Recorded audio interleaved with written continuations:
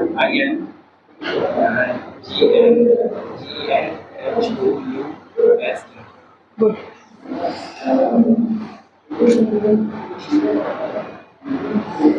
What is absorption spectra? Absorption spectra, the amount of light absorbed by the plants. Amount. Light absorbed. ठीक. What is action spectra?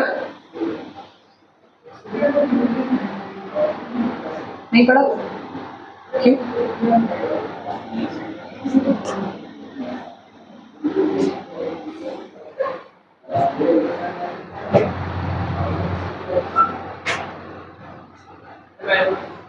Absent. नहीं पढ़े? Uniform का है?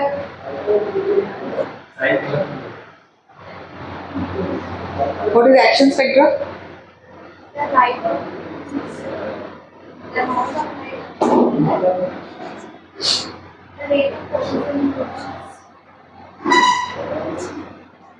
Who told us about absorption and action spectra?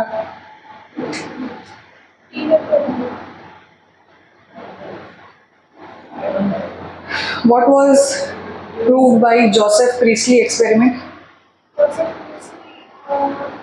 That plants intake the carbon dioxide and gives us oxygen.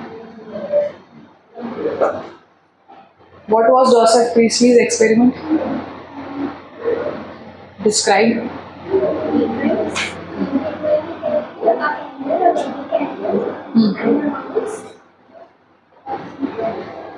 As the mountain makes oxygen and gives out the carbon dioxide, and the chemical uses oxygen and gives out the carbon dioxide, so the burning candle extinguishes after some time in the mouse dies.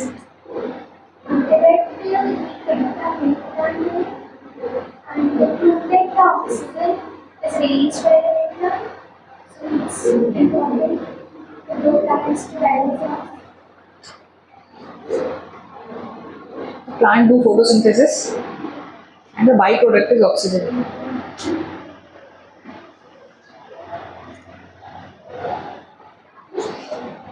What was the milestone contribution of Neil?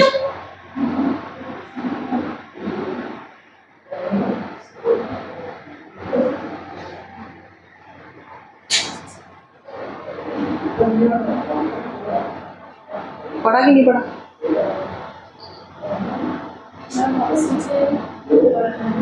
Water is also the product of the reaction.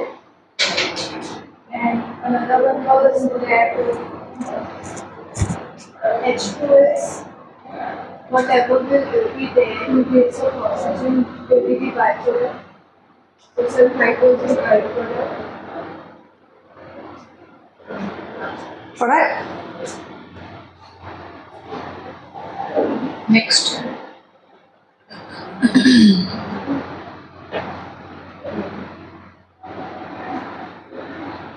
What is photosynthesis?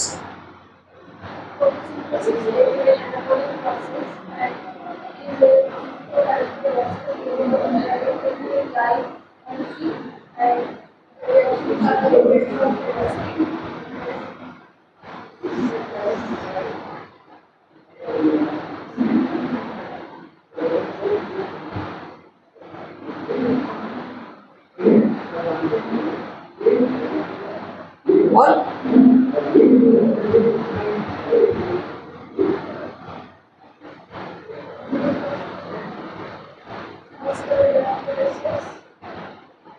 और एक और?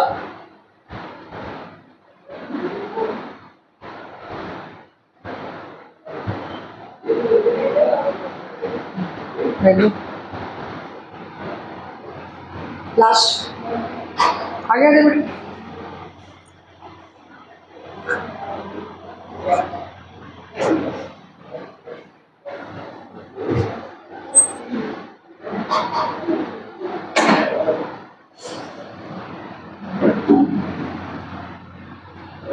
What is PAR?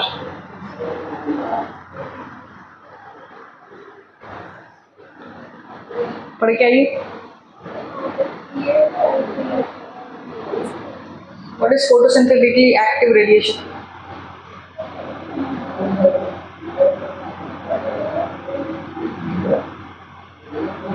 किसको पता है?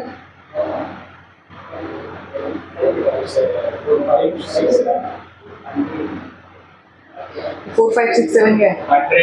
100, 400 से 500 600 visible spectrum of light.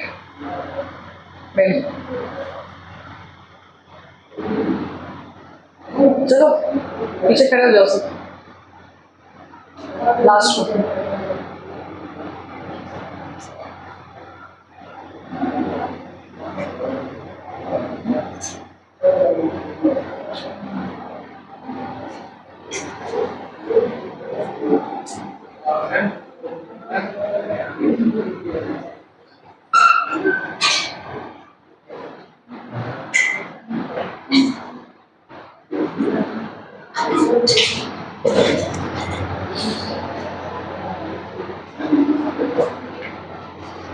बातें नहीं करना है पीछे।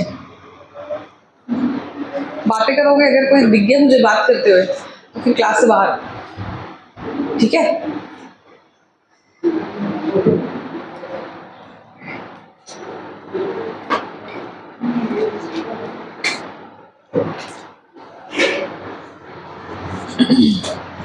नेक्स्ट,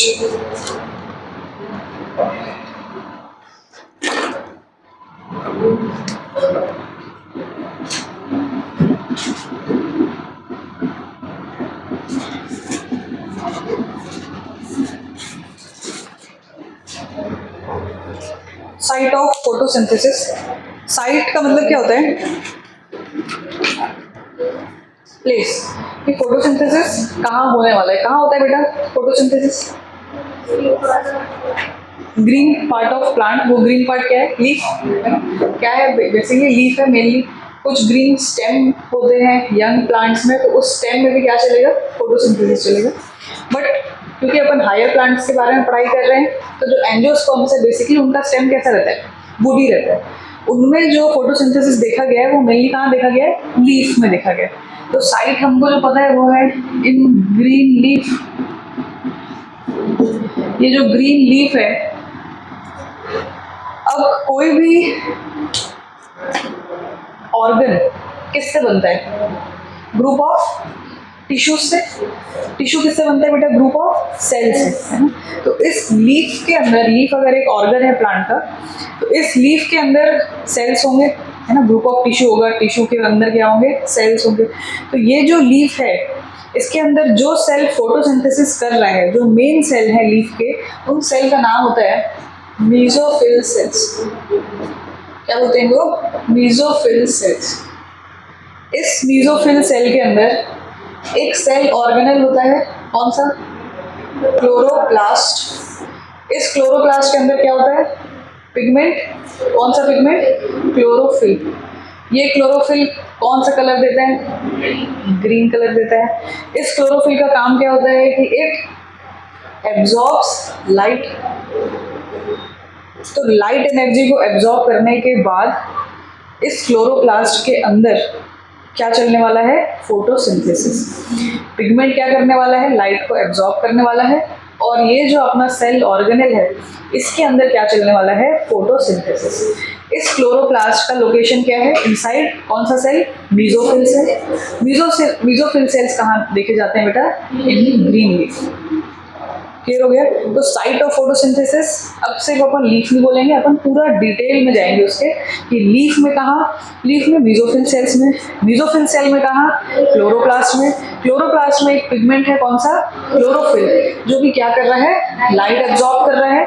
और लाइट एब्जॉर्ब करने के बाद इस एनर्जी को क्लोरोप्लास्ट के अंदर यूज करके प्लांट क्या बना रहा है? ग्लूकोज बना रहा है।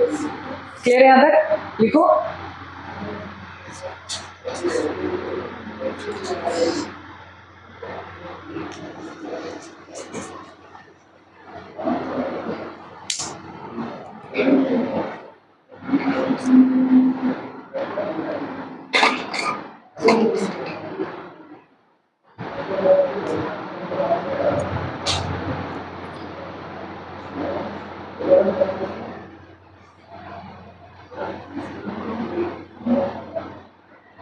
लिख लिया?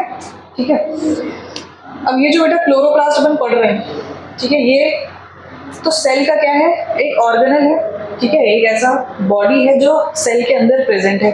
इस क्लोरोप्लास्ट का नंबर वेरी कर सकता है, किसी सेल में 10 हो सकते हैं, किसी में 50 हो सकते हैं, और इनका अरेंजमेंट इस तरीके से होता है कि भैया ये सबसे ज़्यादा लाइट को क्या कर पाए, कैप्चर कर पाए, ठीक है, क्योंकि क्लोरोप्लास्ट के अंदर क्या बैठा है, क्लोरोफिल बैठा है, इसका काम क्या है, लाइट एब्जॉर्ब करना। तो क्लोरोप्लास्ट का अरेंजमेंट ऐसा होना चाहिए कि वो ऑप्टिमम लाइट मतलब मैक्सिमम लाइट को क्या कर पाए, एब्जॉर्ब कर पाए। अब हमारे पास 3 लाइट इंटेंसिटी होता है। कभी जैसे समर सीजन में हमारे पास कैसा लाइट रहेगा, हाई लाइट इंटेंसिटी। इंटेंसिटी मतलब क्या है, क्वांटिटी, है ना। तो जब गर्मी है तो गर्मी के समय पे आपको सूर्य की रोशनी कैसी लगती है, ज्यादा लगती है, तो उस समय प्लांट्स को भी ये रोशनी क्या लग रहा है बेटा, ज्यादा लग रहा है। तो इस समय इस लाइट को अपन क्या बोल रहे हैं, हाई लाइट इंटेंसिटी। एक होगा लो लाइट इंटेंसिटी। लो लाइट इंटेंसिटी कब देखने को मिलेगा, कौन से मौसम में, मॉनसून में, जब बादल आता है ना, अंधेरा अंधेरा लगता रहता है, तो लाइट क्या है उस समय अपना कम है। एक रहेगा moderate light intensity. Moderate light intensity मतलब ना कम ना ज्यादा, मतलब जितना एडिक्वेट होना चाहिए उतना। तो अब ये मान लो मीजोफिल सेल है, ठीक है, ये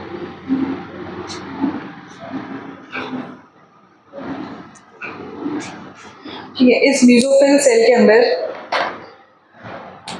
क्या होंगे बेटा, क्लोरोप्लास्ट होंगे। अब यार मान लो यहाँ पे हाई लाइट इंटेंसिटी, ठीक है, तो क्लोरोप्लास्ट अपने आप को कैसा अरेंज कर लेते हैं बेटा, parallel to the incident light. Parallel to the incident light ये क्यों रखते हैं कि भाई ज्यादा से ज्यादा लाइट क्या हो जाएगा, ऐसे ही बीच से पास हो जाएगा। इनमें कितना लाइट पड़ रहा है, देखो एक एक एरो पड़ रहा है। अगर इस पे क्लोरोप्लास्ट में अपन ज्यादा लाइट दे देंगे तो क्लोरोप्लास्ट का क्या होने लग जाता है, फोटो ऑक्सीडेशन।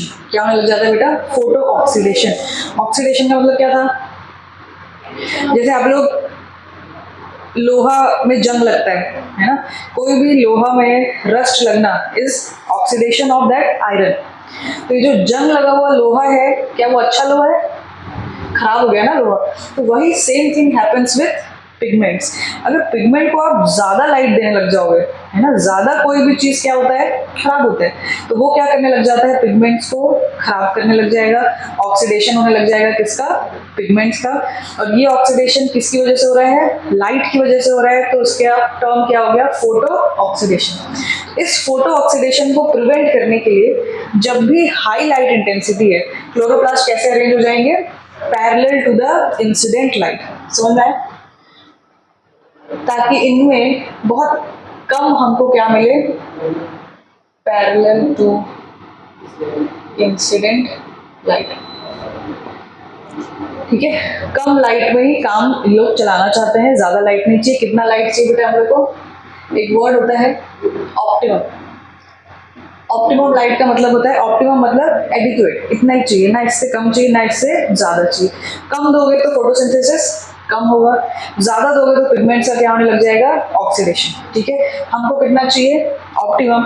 अब ऑप्टिमम यार हमारे हाथ में नहीं है, क्योंकि यार ये तो किसके हाथ में है, सन के हाथ में। अर्थ मूव कर रहा है लगातार, मौसम चेंज हो रहा है, उस वजह से कभी क्या मिल रहा है, हाई लाइट इंटेंसिटी मिल रहा है।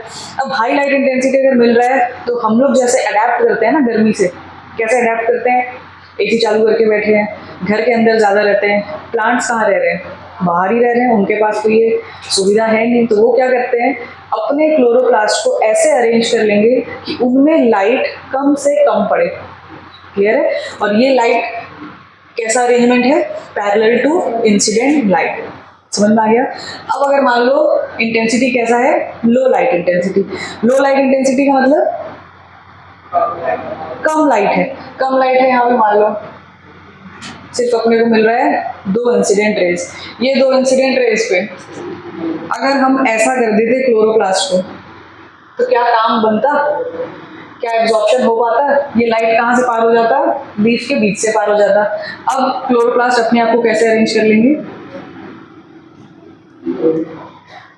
Perpendicular to the incident light. अब जितना भी लाइट है किसमें पड़ने वाला है, बीच में क्लोरोप्लास्ट में पड़ने वाला है। तो जितना भी लाइट आ रहा है, कम लाइट आ रहा है, उतने लाइट को भी हमको क्या करना है, यूज करना है। ठीक है, ऐसे ही लाइट हमारे पास क्या है, कम है, और वो जितना कम लाइट है वो सब क्या होना चाहिए, यूज होना चाहिए। उसके लिए क्लोरोप्लास्ट कैसे अरेंज हो गए, perpendicular to the incident light.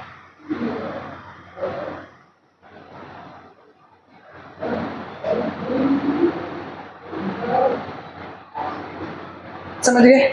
अब जहां पे मॉडरेट लाइट इंटेंसिटी है, मॉडरेट का मतलब ना कम है ना ज्यादा है।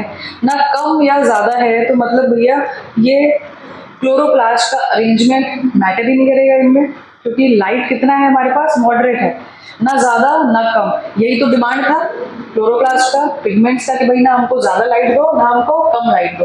ज्यादा लाइट दे रहे थे तो क्या हो रहा था, फोटो ऑक्सीडेशन, कम लाइट दे रहे थे तो क्या हो रहा था, फोटोसिंथेसिस का रेट कम हो जा रहा था। तो अब यहाँ पे अरेंजमेंट कैसा होगा, कैसा भी हो सकता है, मतलब ऐसे अरेंजमेंट को अपन क्या बोलते हैं, रैंडम अरेंजमेंट।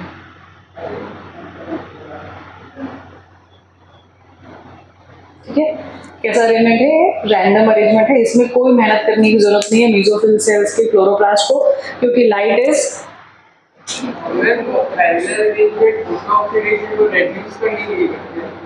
प्रिवेंट करने के लिए करते हैं। ठीक है,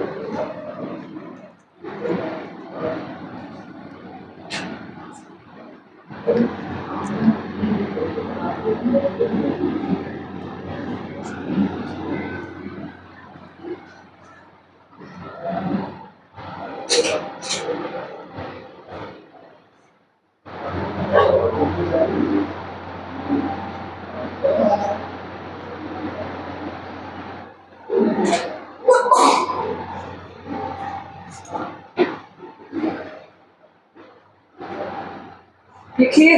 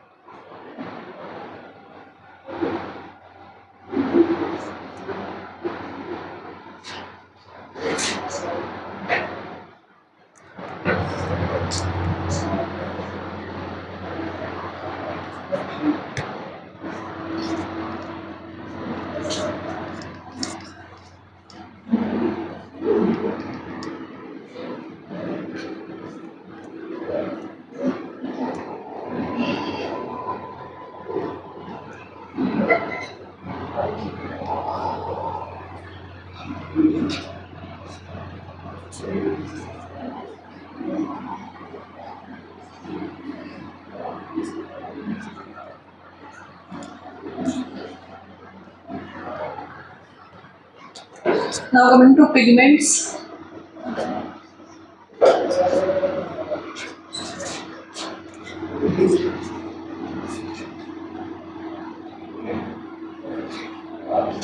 First pigment is chlorophyll A, then chlorophyll B, xanthophyll,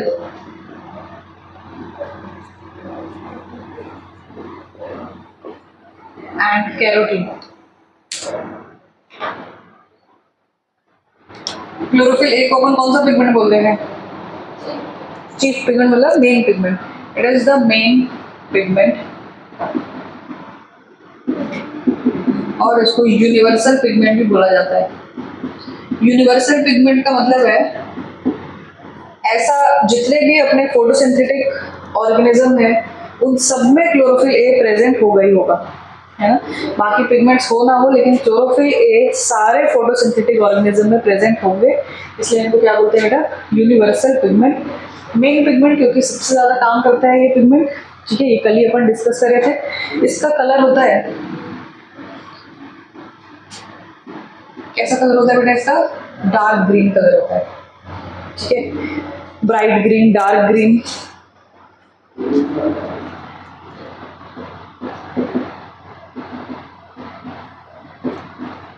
bluish green भी दिखता है कहीं कहीं पे.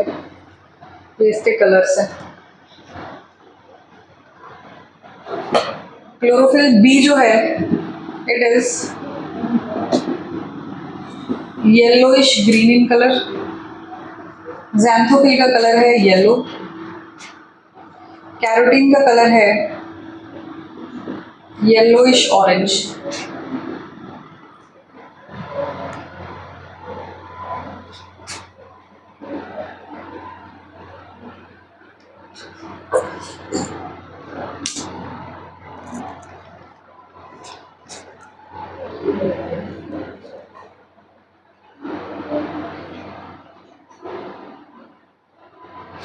ठीक है, कलर के बेसिस पे डिफरेंस समझ में आ गया चारों पिगमेंट में. ये चारों पिगमेंट प्रेजेंट है हमारे एंजियोस्पर्म्स में. अब ये पिगमेंट्स मेन अगर अपन इसको बोल रहे हैं तो ये तीन पिगमेंट का क्या सिग्निफिकेंस होगा, क्यों प्रेजेंट होंगे?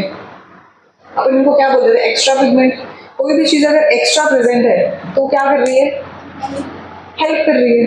ठीक है, हेल्प करना मतलब पिगमेंट का काम क्या था? It was absorbing different wavelength of light. ठीक है, क्लोरोफिल ए हम लोग देखे थे कौन कौन से रीजन पे पीक शो कर रहा था बेटा? ब्लू रीजन पे एंड देन रेड रीजन पे. क्लोरोफिल बी भी कहाँ कहाँ पीक शो कर रहा था? Blue region and red region. Carotene कहाँ शो कर रहा था? Only blue region. Red region पे शो नहीं कर रहे थे. ठीक है, तो ये जो पिगमेंट्स हैं सारे के सारे पिगमेंट्स का काम क्या था? To absorb light. अब क्योंकि यार हमारा बॉस तो एक है, साथ वाले हेल्पर कितने हमारे पास? 3 है. तो it increases the photo efficiency. Photo efficiency का मतलब क्या है? फोटो का मतलब क्या है बेटा? लाइट. एफिशिएंसी मतलब एब्जॉर्प्शन. यहाँ पे क्या करना है पिगमेंट को? एब्जॉर्प्शन करना है. कोई भी चीज को एफिशिएंट बोल रहे हैं मतलब बहुत परफेक्टली काम हो रहा है. तो अगर यहाँ पे 4 लोग मिलके वही एक काम करेंगे तो वो ज्यादा परफेक्ट होगा देन एक पिगमेंट अकेला करे. समझ आया? तो क्योंकि इनके पास एंजियोस्पर्म्स के पास 4 पिगमेंट्स होते हैं, इनके पास कैसा है फोटो एफिशिएंसी? ज़्यादा फोटो एफिशिएंसी है. ठीक है, अलग अलग पिगमेंट अलग अलग वेवलेंथ ऑफ लाइट को एब्जॉर्ब करेगा. It increases the photo efficiency. ठीक है, आप लिख लेते हैं different pigments absorbs different wavelength of light,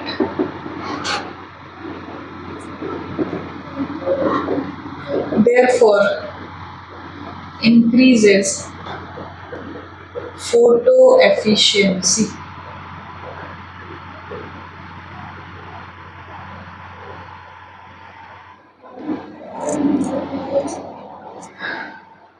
ठीक है, एक चीज तो समझ में आ गया कि भाई 4 लोग मिलके काम कर रहे हैं तो उस चीज़ का हम लोग को प्रोसेस में एफिशिएंसी ज़्यादा मिलने वाला है। ज़ैंथोफिल और कैरोटीन दोनों को बेटा साथ में बोला जाता है कैरोटिनॉइड्स, ठीक है। तो carotenoids consist of 2 pigments, xanthophyll and carotene. इन दोनों को साथ में क्या बोलते हैं? कैरोटिनॉइड्स। अब इनका एक तो काम हो गया कि भैया ये क्या कर रहे थे, चारों मिलके फोटो एफिशिएंसी कर रहे थे। दूसरा काम क्या करते हैं बेटा, ये तीनों जिनको अपन कौन से पिगमेंट बोल रहे हैं? एक्सेसरी पिगमेंट्स और शील्ड पिगमेंट भी बोला जाता है इनको। शील्ड का मतलब क्या होता है? कोई भी चीज को हमको अपने आप को किसी चीज से प्रोटेक्ट करना है। जैसे राजा महाराजा लोग जब लड़ाई करते थे तो एक आदमी तलवार चलाता था और तलवार के साथ एक रहता था ना ऐसा गोल सा, है ना, जिसमें अपन ऐसा रखते थे तो वो तलवार उस पर आके लगे, है ना, तो वो क्या है? शील्ड है। तो ये शील्ड पिगमेंट इनको क्यों बोला जा रहा होगा? कोई सोच सकता है? ये सारे एक्सेसरी पिगमेंट्स को बोल रहे हैं अपन शील्ड पिगमेंट, जो फिर ए को प्रोटेक्ट कर रहा है। किससे प्रोटेक्ट कर रहा होगा? लाइट से। जो एक्स्ट्रा लाइट आ रहा है, एक्स्ट्रा लाइट आने से क्या होता है पिगमेंट का? फोटो ऑक्सीडेशन, है ना। क्या होता है? Photo oxidation. तो जब भी कभी प्लांट में हम लोग क्लोरोप्लास्ट अरेंजमेंट तो देख लिया, ऐसा पैरेलल कर लिया, बट उसके बाद भी अगर क्या हो रहा है, लाइट पढ़ते जा रहा है तो क्लोरोफिल ए क्या होने लग जाएगा? डैमेज होने लग जाएगा। And chlorophyll A was our main pigment. तो ये तीनों पिगमेंट क्या करते हैं? क्लोरोफिल ए के अराउंड ऐसा एक शील्ड बना लेंगे कि भैया हम लोग मर जाएंगे लेकिन इसको मरने नहीं देंगे, ठीक है, क्योंकि बॉस तो बॉस है ना, पहले तो उसको बचाया जाएगा। तो मेन पिगमेंट को हम लोग क्या करते हैं? शील्ड बना के रखते हैं। इसलिए हम क्या बोलते हैं? Shield pigment, because they act as shield around chlorophyll A to prevent it from photo oxidation or solarization.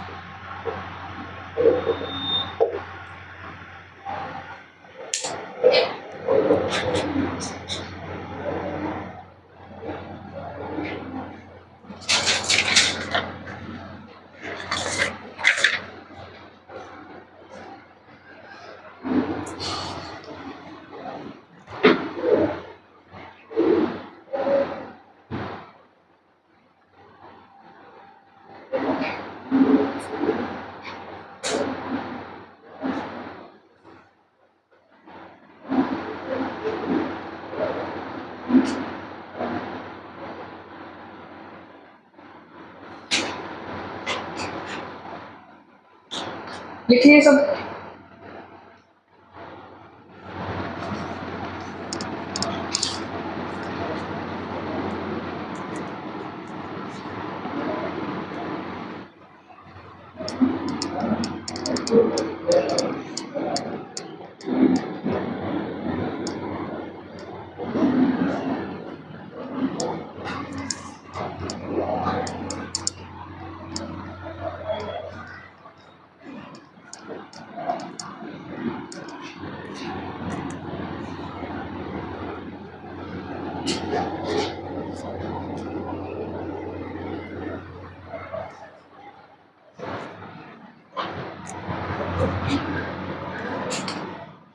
Now we'll read about structure of chlorophyll A.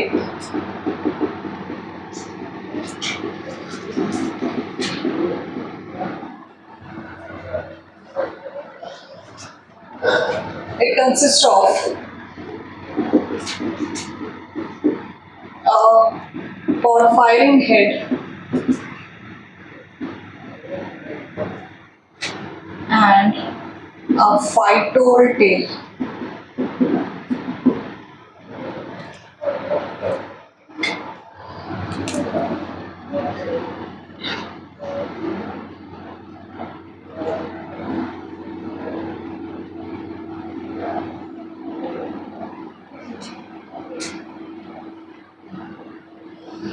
एक ऐसा फ्लैग जैसा स्ट्रक्चर होता है क्लोरोफिल ए का, जो कि हमको दिख रहा है फ्लैग जैसा, बट एक्चुअली इसको बोला जाता है टैडपोल लाइक। क्या बोला जाता है बेटा इसको? Tadpole like. What is tadpole?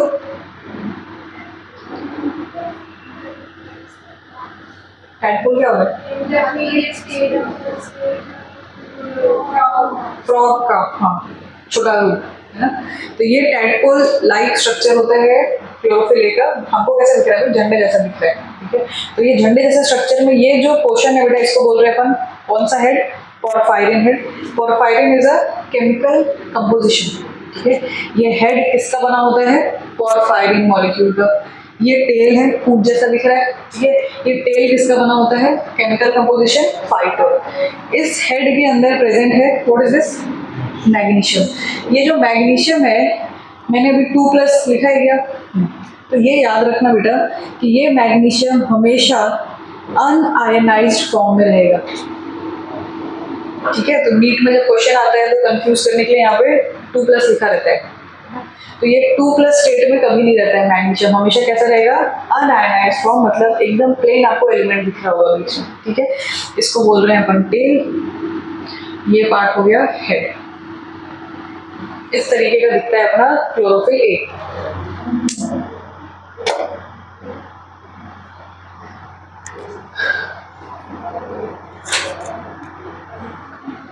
ये जो हेड होता है, it is hydrophilic and tail is hydrophobic. किसी को पता है टर्म का मतलब? What is hydrophilic? Water love है ना, मतलब ये वाटर से क्या करते हैं? प्यार करते हैं। ये हेड उस रीजन में प्रेजेंट रहेंगे जहाँ पे क्या प्रेजेंट रहे? Water. And tail is hydrophobic, मतलब ये वाटर को क्या करते हैं? रिपेल करते हैं, डरते हैं पानी से। तो ये टेल हमेशा वहाँ लगा रहेगा जहाँ पे पानी बिल्कुल भी नहीं रहना चाहिए, ठीक है। तो head is hydrophilic, tail is hydrophobic.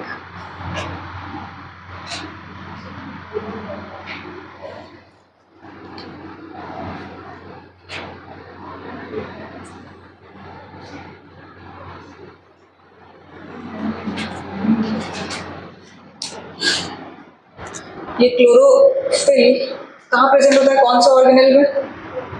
Chloroplast. ये क्लोरोप्लास्ट का डायग्राम बना रही हूँ मैं भी।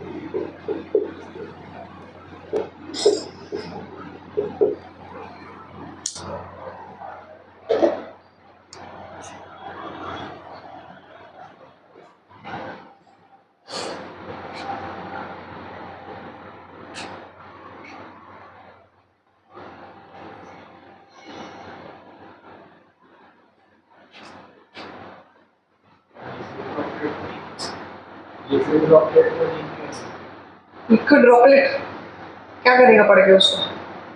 निकल से बाकी तो बोला काम का चीज। एवरीथिंग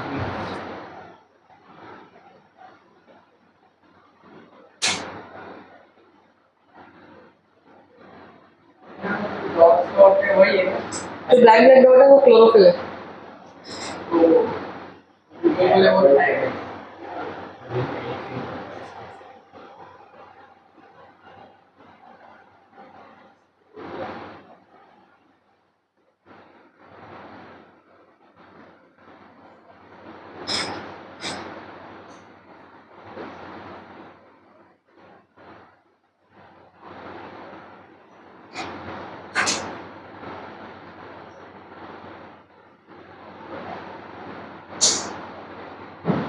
हो गया?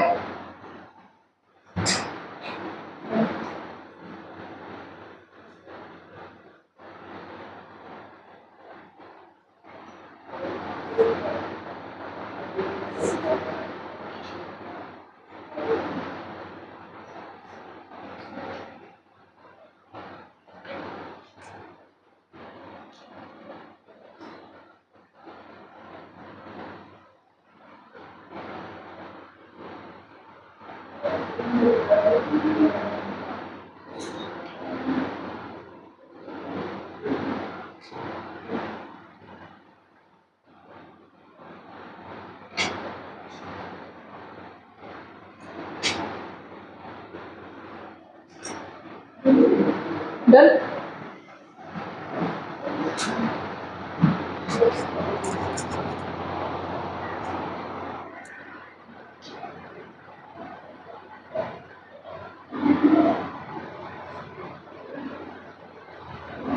अब देखो इस क्लोरोप्लास्ट में बेटा मेम्ब्रेन कितने दिख रहे हैं? 2 मेम्ब्रेन है। एक मेम्ब्रेन को अपन क्या बोल रहे हैं? आउटर। एक मेम्ब्रेन क्या है? इनर। इन दोनों के बीच में जो स्पेस होता है, ठीक है, इसको बोला जाता है इंटर मेम्ब्रेनस स्पेस। 2 मेम्ब्रेन के बीच का क्या है बेटा? ये स्पेस है। समझ में आ गई बात है? अब ये आउटर मेम्ब्रेन इनर मेम्ब्रेन वाला स्ट्रक्चर क्लोरोप्लास्ट होता है double membrane organelle. Double membrane organelle बहुत कम होते हैं। एक माइटोकॉन्ड्रिया है और एक अपना क्लोरोप्लास्ट है। बाकी जितने ऑर्गेनेल पढ़ोगे सब कैसे रहेंगे? सिंगल मेम्ब्रेन वाले रहेंगे, ठीक है। अब ये आउटर मेम्ब्रेन इनर मेम्ब्रेन के बाद एक अंदर एक मैट्रिक्स दिख रहा है जिसको अपन क्या लिखते हैं बेटा? स्ट्रोमा, ठीक है। जैसे सेल का साइटोप्लाज्म होता है वैसे ही क्लोरोप्लास्ट का क्या है? स्ट्रोमा, जो कि इसका क्या है? Fluid matrix. इस फ्लूइड मैट्रिक्स के अंदर आपको दिख रहा है ऐसे स्टैक्स ऑफ कॉइन जैसा। एक एक कॉइन को अपन क्या लिख रहे हैं? थाइलाकॉइड्स। और ये पूरा जो थाइलाकॉइड्स का ऐसा स्टैक है उसको क्या बोलते हैं बेटा? अपन ग्रैना। समझ में आ गई ये चीज?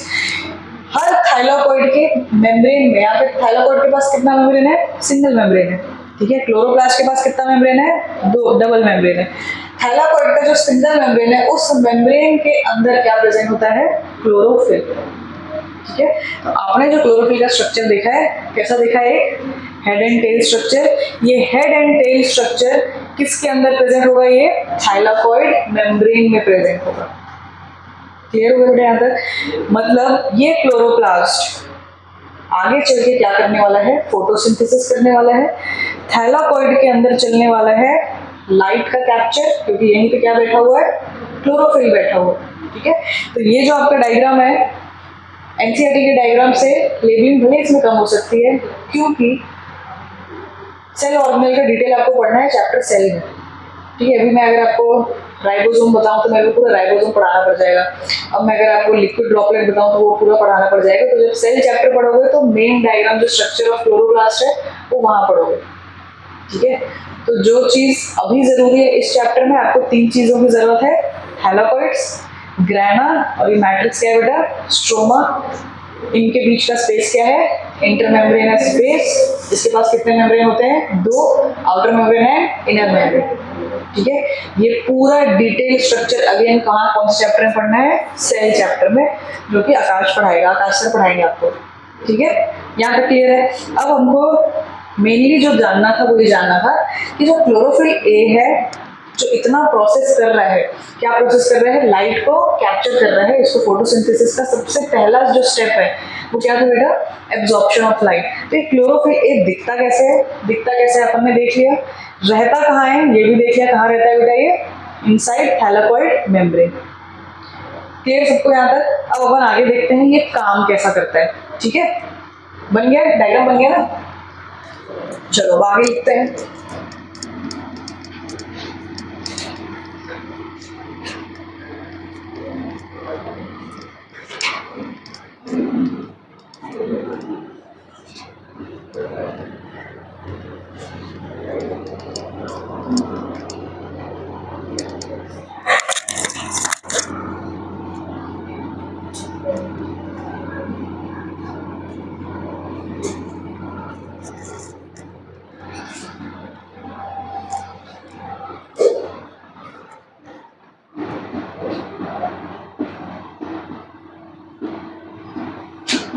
अब बेटा अपन मेनली पढ़ने जा रहे हैं फोटोसिंथेसिस कैसे होता है, क्या होता है। अभी तक तो सिर्फ इंट्रोडक्शन चल रहा था, कौन कहाँ रहता है, क्या करना है, प्रोसेस फलाना ठिकाना कर रहे थे, सिर्फ ट्रेलर था। पिक्चर अभी चालू हो रही है। ठीक है, तो अब अपन आ रहे हैं एक्चुअल मेन पार्ट पे। ठीक है, तो फोटोसिंथेसिस आ जाओ, नेक्स्ट टाइम नहीं होना चाहिए। ठीक है, पढ़ के आओगे सब। फोटोसिंथेसिस बेटा 2 स्टेप्स में होता है। पहले को अपन बोलते हैं लाइट रिएक्शन,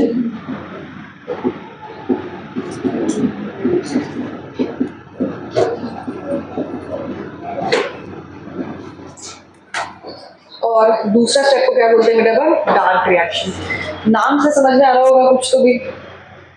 लाइट रिएक्शन का मतलब क्या होगा, यहाँ पे क्या होने वाला है, in the presence of light कुछ चलने वाला है। डार्क रिएक्शन का मतलब क्या है, in the absence of light. नाम तो हमको ऐसे ही बता रहा है, बट एक्चुअली ऐसा होता नहीं है। आगे पढ़ेंगे अपन।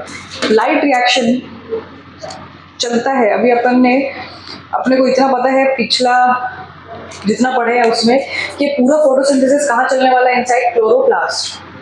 लीफ के अंदर मेसोफिल सेल के अंदर क्लोरोप्लास्ट, उस क्लोरोप्लास्ट के अंदर एक पिगमेंट बैठा है क्लोरोफिल, जो कि क्या करने वाला है, लाइट को कैप्चर करने वाला है, और पूरा फोटोसिंथेसिस होने वाला है क्लोरोप्लास्ट के अंदर। ठीक है, ये जो लाइट रिएक्शन है ये चलता है बेटा कहाँ पे, इन ग्रैना। कहाँ चलता है, इन ग्रैना। ग्रैना क्या था, स्टैक्स ऑफ थैलेकॉइड, जहाँ पे एक सब थैलेकॉइड एक दूसरे के ऊपर क्या थे, अरेंज थे। उसको सबको अपन क्या बोल रहे थे, ग्रैना बोल रहे थे। तो इसको अपन ग्रैना लिख लो, या तो क्या लिख सकते हो, थैलेकॉइड भी लिख सकते हो। एक थैलेकॉइड इसमें वर्क करने वाला है। कौन सा स्टेप में, in light reaction. Dark reaction चलता है इन स्ट्रोमा। स्ट्रोमा क्या था, मैट्रिक्स ऑफ क्लोरोप्लास्ट। क्लियर यहाँ तक? अब सेकेंड बात जो अपन पढ़ेंगे, एक एक करके एक एक रिएक्शन पढ़ते जाते हैं। पहला पढ़ते हैं लाइट रिएक्शन।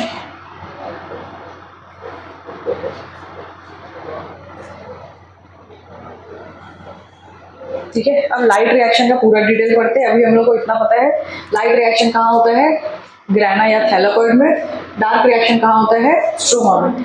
अभी फिलहाल के लिए अपन नाम के हिसाब से ऐसा सोच रहे हैं कि लाइट रिएक्शन में कुछ लाइट से लेना देना है, डार्क रिएक्शन में कुछ लाइट से लेना देना नहीं। ठीक है, अब अपन देखते हैं इनका पूरा डिटेल कि क्या होने वाला है। ये जो लाइट रिएक्शन है इसको बोला जाता है फोटोकेमिकल फेज।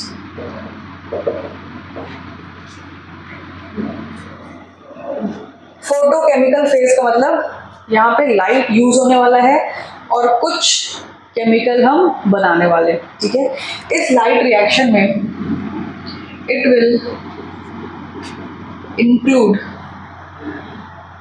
अब देखो मैं अगर बोल रही हूँ आपको कि 2 स्टेप्स में फोटोसिंथेसिस हो रहा है, एक को अपन लाइट रिएक्शन बोल रहे हैं, दूसरे को डार्क रिएक्शन बोल रहे हैं। पहला क्या होगा, लाइट रिएक्शन, बाद में क्या होगा, डार्क रिएक्शन।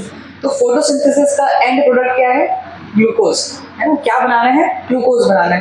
तो ग्लूकोज बनने का काम कहाँ होने वाला है बेटा, डार्क रिएक्शन। कहाँ होने वाला है वो, डार्क रिएक्शन में। लाइट रिएक्शन में आपका मेनली क्या चलने वाला है, लाइट एनर्जी का कैप्चर। लाइट एनर्जी का एब्जॉर्प्शन। ये लाइट एनर्जी का एब्जॉर्प्शन कौन करने वाला है? क्लोरोफिल।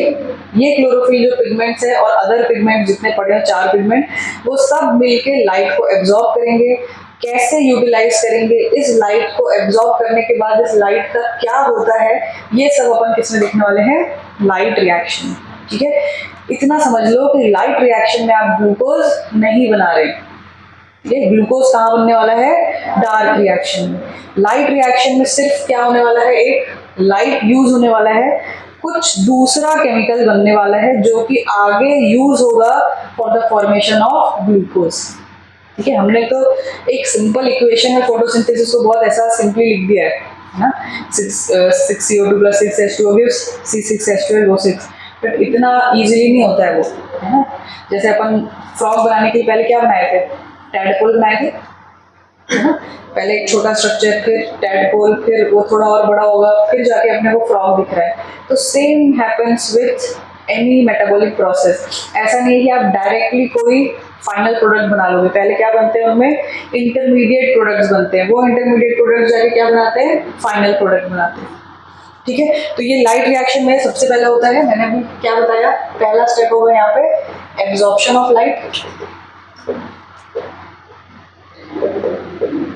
ये लाइट जो एब्जॉर्ब होता है, इसका फर्स्ट काम होता है it do photolysis of water. याद है अपन कल पढ़ रहे थे H2O का ब्रेकडाउन कर रहे थे, ऐसा H2O ब्रेक होता था, क्या क्या बनता था? 2H++ हाफ ऑक्सीजन प्लस कितने इलेक्ट्रॉन? 2 इलेक्ट्रॉन। तो ये जो आप H2O को ब्रेक कर रहे थे,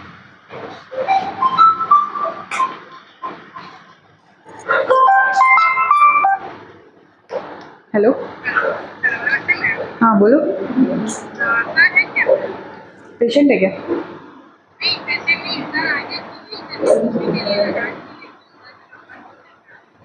हाँ हाँ हाँ, ठीक है ना, तो नहीं आएंगे तो नहीं वो भी।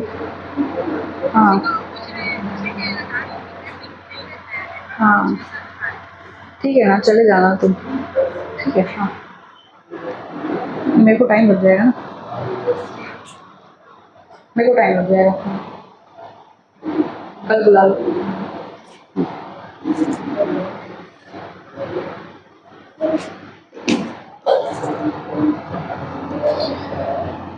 कल अपन वाटर का ब्रेकडाउन कर रहे थे बेटा, ऐसे ही। ठीक है, वाटर ब्रेक हो रहा था, क्या क्या बन रहा था? 2H+ plus half molecule of oxygen, और क्या निकल रहा था? 2 इलेक्ट्रॉन। तो ये जो H2O का ब्रेकडाउन हो रहा था, ये किसकी वजह से हो रहा था? लाइट की वजह से। एक्चुअली जो फोटोसिंथेसिस में लाइट एनर्जी यूज होता है ना, that light is used to break water. ठीक है, यहाँ पे ये वाटर बिकॉज लाइट के प्रेजेंस में ब्रेक डाउन हुआ है, ऐसे लाइसिस, लाइसिस का मतलब क्या होता है? Break down. किसके प्रेजेंस में हुआ है? लाइट। तो इसको क्या बोलते हैं अपन? Photolysis of water. तो लाइट रिएक्शन में सबसे पहला स्टेप क्या था? Absorption of light. ये लाइट फिर क्या कराया? Photolysis of water. Photolysis of water जैसे हुआ, आपको पहले ही क्या बन गया है? ऑक्सीजन बन गया है, ग्लूकोज बनने के पहले ही बन चुका है। समझ में आया? आपका बाई प्रोडक्ट पहले ही बन गया है, अभी ग्लूकोज बनाया नहीं है अपन ने। ग्लूकोज कब बनाओगे? डार्क रिएक्शन में। ठीक है, नेक्स्ट यहाँ पे होता है third, formation of ATP and NADPH. What is ATP? Adenosine triphosphate. What is adenosine triphosphate? Energy currency of the cell. What is NADPH?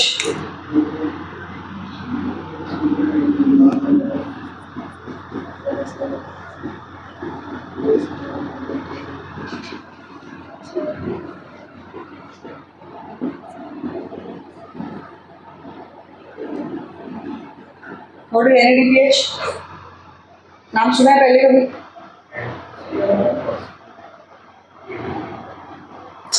NADPH है ना, ADP कहाँ है? नहीं सुना है?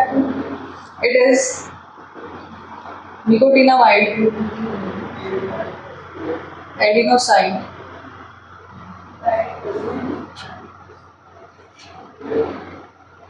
और कोई भी चीज में अगर H लगा है H क्या बताता है आपको? हाइड्रोजन। हाइड्रोजन अगर किसी चीज में भी अपन ऐड कर दें तो उसका क्या हो जाता है?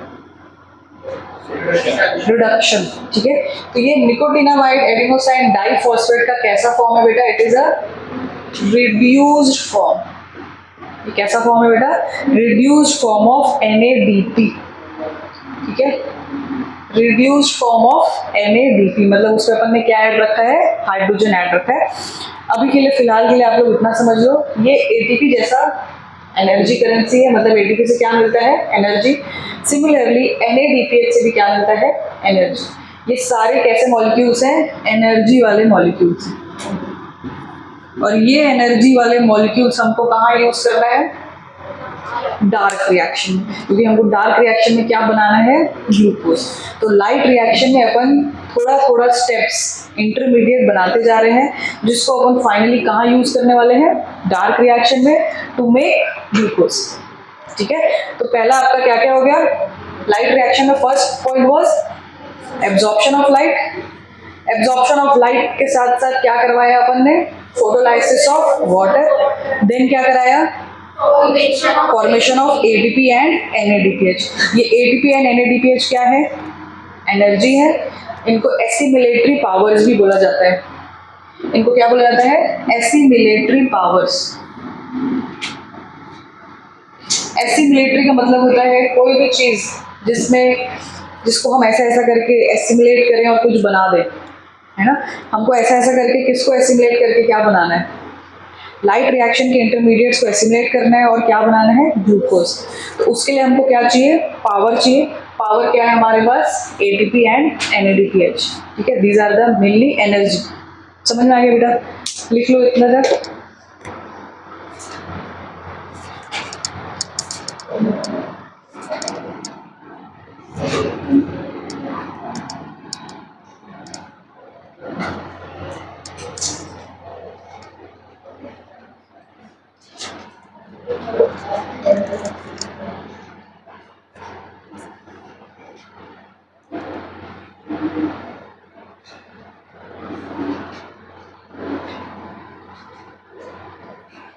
लिखो,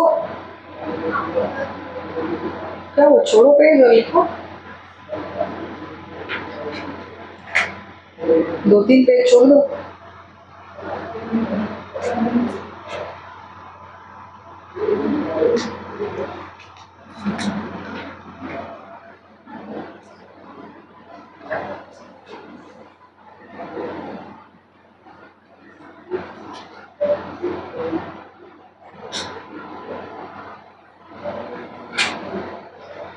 हो गया?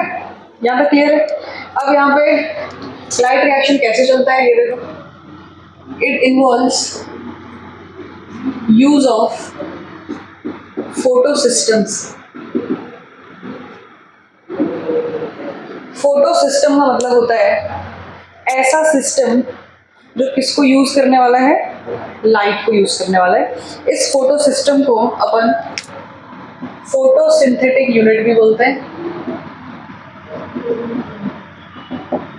और ये फोटो सिस्टम प्लांट में 2 तरीके के हैं, PS1 एंड PS2। ठीक है, तो लाइट रिएक्शन करने के लिए हमको 2 फोटो सिस्टम चाहिए। One is PS1, one is PS2।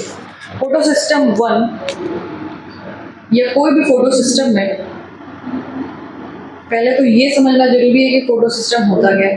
तो एक फोटो सिस्टम मैं आपको बता रही हूँ कि इसमें एक होता है बेटा रिएक्शन सेंटर, जिसमें बैठा होता है अपना मेन मॉलिक्यूल। मेन मॉलिक्यूल क्या है? Chlorophyll A। उसके साइड में रहता है ये LHC, that is known as light harvesting complex. ठीक है, क्लोरोफिल A कहाँ बैठा है? रिएक्शन सेंटर में। मेन बॉस था ये अपना। मेन बॉस का बेटा अपना अलग चैम्बर है। ठीक है, इसके साथ वाले कौन कौन थे? ज़ैंथोफिल्स, कैरोटीन्स एंड क्लोरोफिल B। वो लोग क्या है, इसके कर्मचारी है। तो कर्मचारी लोग का एक कॉमन बैठने की जगह, जिसको अपन क्या बोल रहे हैं, लाइट हार्वेस्टिंग कॉम्प्लेक्स। यहाँ पे लिख लो क्लोरोफिल बी, ज़ैंथोफिल और क्या है अपने कैरोटीन। ये सारे पिगमेंट एक एक प्रोटीन मॉलिक्यूल के साथ अपना एक एक क्या करके रखे हैं, प्रोटीन मॉलिक्यूल अटैच करके रखे हुए हैं। और कहाँ बैठे हुए हैं, लाइट हार्वेस्टिंग कॉम्प्लेक्स में बैठे हुए हैं। ये थैलाकोइड के अंदर का स्ट्रक्चर, थैलाकोइड के अंदर का स्ट्रक्चर कैसा है बेटा ये? के लिए तो लाइक मेम्ब्रेन ऑफ थैलाकोइड में ही रहता है ना, हाँ, तो क्या मतलब? ऐसी स्ट्रक्चर होगा थैलाकोइड के मेम्ब्रेन में भी एक्शन सेंटर का भी थैलाकोइड का स्ट्रक्चर अलग है, ये किसका स्ट्रक्चर है? के मेम्ब्रेन में ऐसे स्ट्रक्चर। ऐसे बहुत सारे सेंटर्स होंगे जहाँ जहाँ पिगमेंट होगा। पिगमेंट का ही अरेंजमेंट है, ये पिगमेंट कैसे अरेंज हो रहे हैं, ठीक है। उस मेम्ब्रेन में अपने पिगमेंट कहीं कहीं कहीं कहीं कहीं कहीं लगे हुए हैं। अब जब इनको काम करना है तो ये क्या है, फोटो सिस्टम है एक इनका। जैसे आप पढ़ने आ रहे हो तो एक यहाँ पे क्या है, ये क्लासरूम है ना। तो ऐसे इनका एक क्या बना हुआ है, सिस्टम बना हुआ है। इस सिस्टम को अपन क्या बोल रहे हैं, फोटो सिस्टम। हमेशा थैलाकोइड में ऐसा नहीं कि आपको कि थैलाकोइड बनाया और पूरा फोटो सिस्टम बना लिया, ठीक है। तो थैलाकोइड का डायग्राम में आपको क्या दिखता है, सिर्फ पिगमेंट दिख रहे होते हैं। जब ये वर्क कर रहे होते हैं तब इसको अपन क्या बोल रहे हैं, they are working in a photosystem, ठीक है। एंड अब नेक्स्ट टाइम से जो भी जिसको भी डाउट पूछना है बेटा, जब मैं पूछूं तब पूछना, इंटरप्ट मत किया करो बीच में, ठीक है। Let me complete topic, and बीच बीच में बोलोगे तो क्या मतलब, पहले सब समझ लो। I will cover point, every point में कवर कर लूँगी, ठीक है। जो आप पूछने वाले हो सकता है वो आगे बताने वाले होंगे, ठीक है। तो डोंट इंटरप्ट इन बिटवीन, जब टॉपिक खत्म हो then you can ask your doubt, okay. क्योंकि क्या होता है ना, लिंक छूट जाता है, भूल गई मैं कहाँ थी, तो डोंट डिस्टर्ब इन बिटवीन। क्या क्या था बेटा फोटो सिस्टम में, अगेन फिर से स्टार्ट करते हैं। एक क्या था बीच में, रिएक्शन सेंटर, जिसमें कौन बैठा है अपना, क्लोरोफिल ए। साइड में क्या है हमारे पास, लाइट हार्वेस्टिंग कॉम्प्लेक्स, ठीक है। ये लाइट हार्वेस्टिंग कॉम्प्लेक्स में बाकी सारे पिगमेंट्स हैं, अपने अपने एक एक प्रोटीन को पकड़ के रखे हैं, ठीक है। अपना एक एक प्रोटीन के साथ उनका अटैचमेंट है। और ये यहाँ पे बैठ के क्या कर रहे हैं, इनका भी काम क्या है, टू एब्जॉर्ब लाइट, ठीक है। ये फोटो सिस्टम भी ऐसे ही दिख रहा होगा, ये फोटो सिस्टम भी ऐसा ही दिख रहा होगा। अब इनका फंक्शन वर्क क्या होता है ये अपन अब कंप्लीट देखते हैं। तब तक आप लोग इसको बना के रखो यहाँ तक।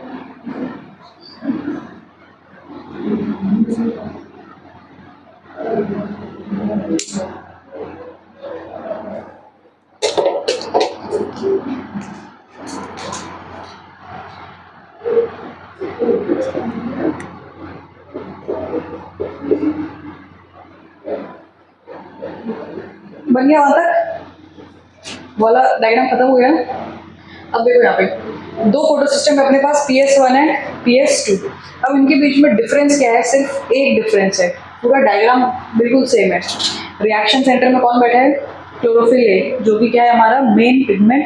तो बॉस का बेटा अपना अलग चैम्बर। बाकी ये क्या है, अपने एम्प्लॉयज यहाँ बैठे हुए हैं किसमें, लाइट हार्वेस्टिंग कॉम्प्लेक्स में। ये लाइट हार्वेस्टिंग कॉम्प्लेक्स में अदर देन क्लोरोफिल ए जितने पिगमेंट्स है सारे रहेंगे, ठीक है। PS1 में भी सेम, PS2 में भी सेम। इनमें डिफरेंस क्या है, ये जो क्लोरोफिल ए है ऑफ PS1, इसका एब्जॉर्प्शन पीक हमको मिलता है कौन से नैनोमीटर में, 700 नैनोमीटर में। मतलब PS1 का क्लोरोफिल ए अपने मैक्सिमम एफिशिएंसी में तब काम करता है जब इसको कौन सा लाइट मिले, 700 नैनोमीटर। ठीक है। PS2 जो है ये किसमें काम करता है, 680 नैनोमीटर में अपना मैक्सिमम एफिशिएंसी दिखाता है। मैक्सिमम एफिशिएंसी का ये मतलब है कि 680 के कम 670, 600, 500, 400 ये सब पे भी वर्क करेंगे, बट इनका मैक्सिमम क्या रहेगा, अच्छा सबसे बेटर काम किस में रहेगा, 680।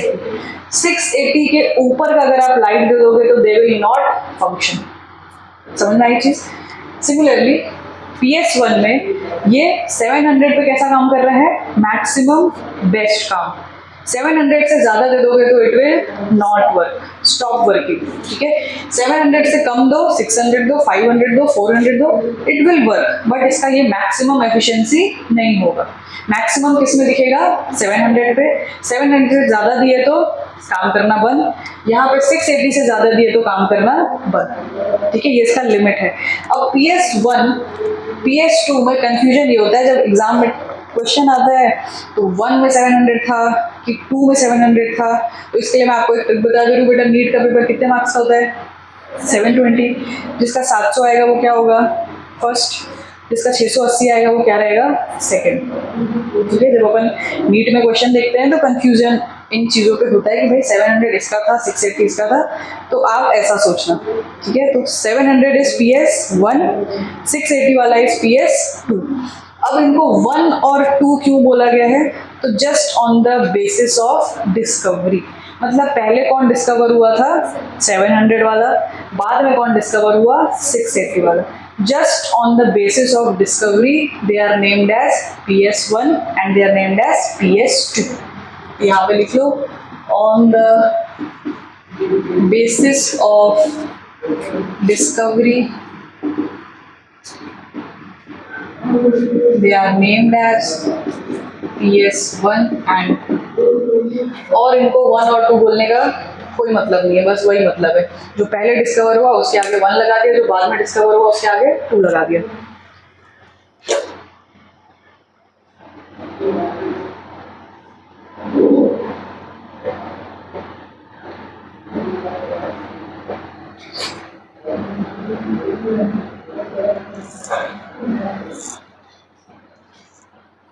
डन। अब हाउ दे वर्क,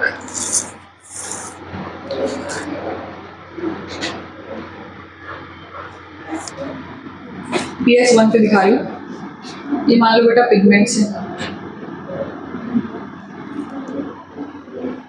ठीक है। कौन से पिगमेंट होंगे, क्लोरोफिल ए को छोड़ के बाकी सारे। कौन कौन से, chlorophyll B, xanthophyll and carotene. बाकी क्लोरोफिल ए का तो अपना अलग सेपरेट जगह है। ठीक है। अब ये फोटो सिस्टम 1, फोटो सिस्टम है मतलब it will work in the presence of light. अब यहाँ पे मान लो लाइट पड़ा, क्या पड़ा इनके पास, लाइट पड़ा। इसका नाम ही क्या है, लाइट हार्वेस्टिंग कॉम्प्लेक्स। हार्वेस्टिंग का मतलब क्या होता है, स्टोर करना। क्रॉप को क्या करते हैं अपन, काट काट के इकट्ठा करते जाते हैं, इकट्ठा करना। ठीक है। तो ये किसको इकट्ठा करने वाले हैं, लाइट एनर्जी को, है ना। अब मान लो यहाँ पे लाइट पड़ता है, इसको अपन इलेक्ट्रॉन माइक्रोस्कोप से अगर देख रहे हैं, ठीक है, तो पहला लाइट मान लो यार इस वाले पिगमेंट पे पड़ा जो आपको सबसे पहले ऊपर दिख रहा है। ठीक है। ये जैसे ही इस पे लाइट पड़ा तो light is the form of energy. कोई भी चीज पे अगर आप एनर्जी दे दो, है ना, कोई भी मॉलिक्यूल या कोई भी एटम को आप एक्स्ट्रा एनर्जी दे दो तो क्या होता है उसके साथ, उसके इलेक्ट्रॉन्स जंप करते हैं कहाँ पे, हायर ऑर्बिट्स पे। हायर ऑर्बिट्स वो घूमते रहते हैं, 3-4 ऑर्बिट पढ़ा होगा, PQ RS पढ़ा है ना केमिस्ट्री में। तो ये क्या होता है, जब भी कोई एटम एक्साइटेड स्टेट में जाता है, एक्साइटेड स्टेट का मतलब है भैया ये इसका ऐसा ऐसा ऑर्बिट होता है, बीच में बैठा होता है न्यूक्लियस, इलेक्ट्रॉन ऐसा ऐसा घूम रहे होते हैं बेटा अपने अपने शेल में। ठीक है। अब अगर आपने कोई इस मॉलिक्यूल को क्या दे दिया, लाइट दे दिया, यहाँ पे एनर्जी किसको मिली, मान लो इस इलेक्ट्रॉन को मिली, तो ये इलेक्ट्रॉन जंप मार के कहाँ पहुंच जाता है, अपने ऊपर वाले ऑर्बिट में पहुंच जाता है। ये तो बेसिक केमिस्ट्री है। Same happens with this pigment. Pigment भी भैया क्या है, एटम, उसके पास भी अपना इलेक्ट्रॉन है, अपने पास प्रोटॉन है, उसको क्या मिला, एनर्जी मिला। जैसे एनर्जी मिला उसका इलेक्ट्रॉन जंप मार के कहाँ पहुंच जाएगा, हायर ऑर्बिट पे। कोई भी एटम न्यूट्रल स्टेट पे रहना पसंद करता है कि एक्साइटेड स्टेट पे, न्यूट्रल में। एक्साइटेड स्टेट किसी को ज़्यादा देर तक पसंद नहीं आता है, तो बहुत देर तक तो वो आउटर ऑर्बिट में इलेक्ट्रॉन घूम रहा होता है, ठीक है। बट थोड़े समय बाद उसको क्या चाहिए, अपना न्यूट्रल फॉर्म चाहिए। कोई भी एटम को अपना क्या फॉर्म चाहिए रहता है, न्यूट्रल। एक्साइटेड स्टेट में रहना पसंद नहीं करते। तो ये इलेक्ट्रॉन वापस से क्या करेगा, मान लो यहाँ पे हमने इस एटम में लाइट मारा, यहाँ से इसका इलेक्ट्रॉन जंप मार के कहाँ आ गया है, बाहर वाले ऑर्बिट में। अब इलेक्ट्रॉन ज़्यादा देर तक बाहर घूमेगा नहीं, उसको कहाँ जाना है, वापस से अपने ऑर्बिट में, जिस भी पर्टिकुलर ऑर्बिट में वो था, ठीक है। जैसे वो अपने ऑर्बिट में वापस एंट्री मारा, ठीक है, जब भी ये इलेक्ट्रॉन हायर ऑर्बिट से लोअर ऑर्बिट जाते हैं तो there is release of energy, ठीक है, there is release of energy. तो उनको अपना क्या करना पड़ता है, जिस एनर्जी से वो घूम रहे थे, वो एनर्जी कहाँ से मिला था उनको, लाइट ने दिया था एक्स्ट्रा एनर्जी लेके वो कहाँ चले गए, बाहर वाले शेल में। अब वो बाहर वाले जब शेल में घूम रहे थे तो वो उनके पास क्या था, एक्स्ट्रा एनर्जी था। अब इनको अगर वापस आना है तो इस एक्स्ट्रा एनर्जी को क्या करना पड़ेगा, छोड़ना पड़ेगा, रिलीज करना पड़ेगा, तभी तो ये अपने नॉर्मल स्टेट में क्या हो पाएंगे, वापस आ पाएंगे, ठीक है। अब यहाँ पे ये जैसे इलेक्ट्रॉन वापस आया, क्या निकल गया, एनर्जी रिलीज हो गया। अपन ने हिट किसको किया था, लाइट ने ये वाले पिगमेंट को। इस पिगमेंट के साथ ये पूरी कहानी चली। इससे जो एनर्जी रिलीज हुआ, किसको हिट किया, नेक्स्ट वाले को। नेक्स्ट वाला जो पिगमेंट था, अगेन सेम प्रोसेस होगा, इसका इलेक्ट्रॉन अगेन कहाँ जाएगा, हायर ऑर्बिट में, थोड़ी देर तक घूमता रहेगा, और अगेन इसको कहाँ आना है, न्यूट्रल स्टेट में। फिर वो जैसे ही वापस आएगा, इससे फिर से क्या निकलेगा बेटा, एनर्जी। फिर किसको हिट करेगा, बगल वाले को। ऐसा करते करते करते करते ये सारे अपने एनर्जी का क्या होते जा रहा है, बढ़ते जा रहा है। तो एक जो आपको एनर्जी मिला था, ये हिट कर करके अपना एनर्जी इनका ऐड होते होते होते होते लास्ट पिगमेंट तक पहुंचता है। जैसे ही लास्ट पिगमेंट का एनर्जी रिलीज होगा, ये एनर्जी फाइनली किसके पास चला जाता है, बॉस के पास। Who was the boss, chlorophyll a. सारे एम्प्लॉयज ने अपना काम कर लिया। सारे एम्प्लॉयज ने क्या काम किया, जो लाइट एनर्जी आया था, एक मॉलिक्यूल को हिट किया था, वो सारे एक दूसरे को धर धर धर धर देते देते ये लाइट का प्रपोर्शन क्या करते चले गए, बढ़ाते चले गए। एनर्जी को क्या करते चले गए, बढ़ाते चले गए। बढ़ाने के बाद फाइनली किसको दे दिया, क्लोरोफिल ए, ठीक है। क्लोरोफिल ए भी एटम है, मॉलिक्यूल है। इसको भी जैसे ही आप एनर्जी दोगे, इसका इलेक्ट्रॉन भी क्या होगा, जंप मार के बाहर, ठीक है। कुछ समय तक क्या होना चाहिए, घूमना चाहिए, बट अगेन उसको वापस किस में आना है, न्यूट्रल स्टेट में आना है। बट भैया ये है कौन, मेन बॉस है ना। तो कोई भी जो कंपनी का ओनर होता है या कंपनी का मालिक होता है, जब उसके पास पैसा आ जाता है तो क्या करता है, कहीं दूसरे जगह इन्वेस्ट करना चाहता है। एक नया इन्वेस्टर ढूंढता है कि भैया मैं अपनी कंपनी को थोड़ा और बड़ा कर लेता हूँ, ठीक है। तो ये जो इनका इलेक्ट्रॉन निकलता है ना बेटा बाहर, ये कभी घूम के वापस नहीं आ पाता है, ठीक है। क्यों, क्योंकि इसके सराउंडिंग में, इस फोटो सिस्टम के सराउंडिंग में बैठे होते हैं कुछ इलेक्ट्रॉन एक्सेप्टर्स। कौन बैठे होते हैं बेटा, इलेक्ट्रॉन एक्सेप्टर्स। और ये क्लोरोफिल ए का जैसे ही इलेक्ट्रॉन जंप मार के बाहर गया, कौन एक्सेप्ट कर लेता है, इलेक्ट्रॉन एक्सेप्टर। जिनके पास पहले से ही इलेक्ट्रॉन की कमी होगी, है ना, जिनको इलेक्ट्रॉन की चाहत होगी बहुत ज़्यादा, हम लोग देखें कि भैया इलेक्ट्रॉन निकला, फट से ले लो। क्लियर हो यहाँ तक। ऐसे ही वर्क करता है फोटो सिस्टम 1। सेम प्रोसेस है किसका, फोटो सिस्टम 2 का। अब ये जो इलेक्ट्रॉन मूव करेगा, इस वजह से कैसे एटीपी जनरेट होगा, ये अपन देखेंगे अभी। Non cyclic and cyclic photophosphorylation. अभी आपको बेसिक इतना समझ में आ गया कि एक्चुअली क्या चल रहा है फोटो सिस्टम के साथ। फोटो सिस्टम में एक बॉस बैठा हुआ है, कौन, क्लोरोफिल ए। नीचे इसके कौन बैठे हुए हैं, सारे दूसरे पिगमेंट्स, जिसको अपन क्या बोल रहे हैं, लाइट हार्वेस्टिंग कॉम्प्लेक्स वाले pigments, chlorophyll B, xanthophyll and carotene. जैसे ही लाइट एनर्जी पड़ता है सबसे पहले एम्प्लॉय अपना काम चालू करते हैं। हर एक पिगमेंट के पास लाइट आएगा, एनर्जी आएगी, एक्साइट होंगे, एक्साइट होने के बाद ये अपना एनर्जी किसको देंगे, बगल वाले को। ऐसा करते करते अगल बगल सब लोग अपना एनर्जी का क्यूमुलेटिव सम करके किसको दे देंगे, फाइनली क्लोरोफिल ए को, who was the boss.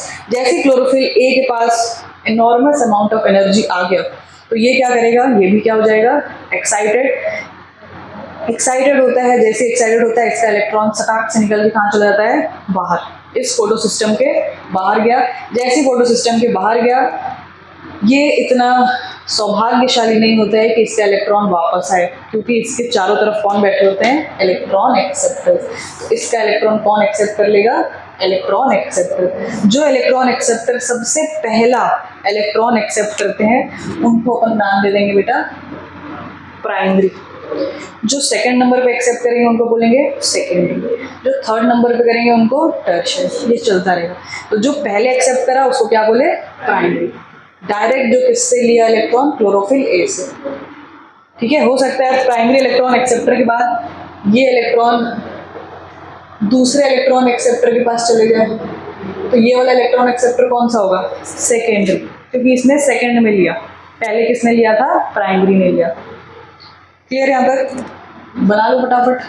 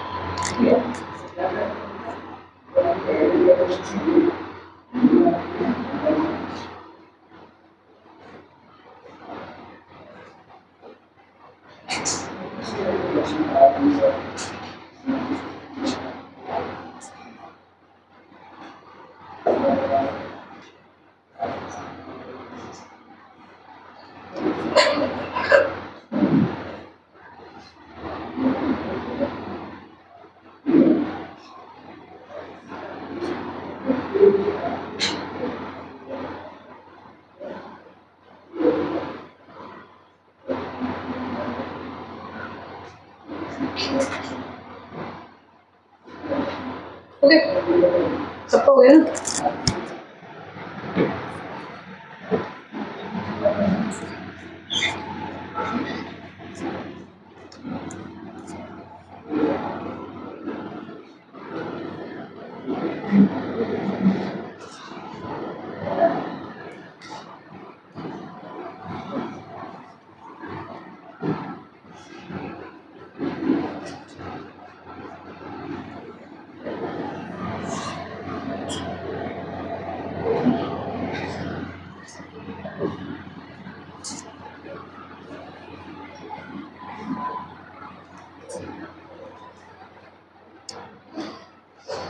Now we'll start photophosphorylation.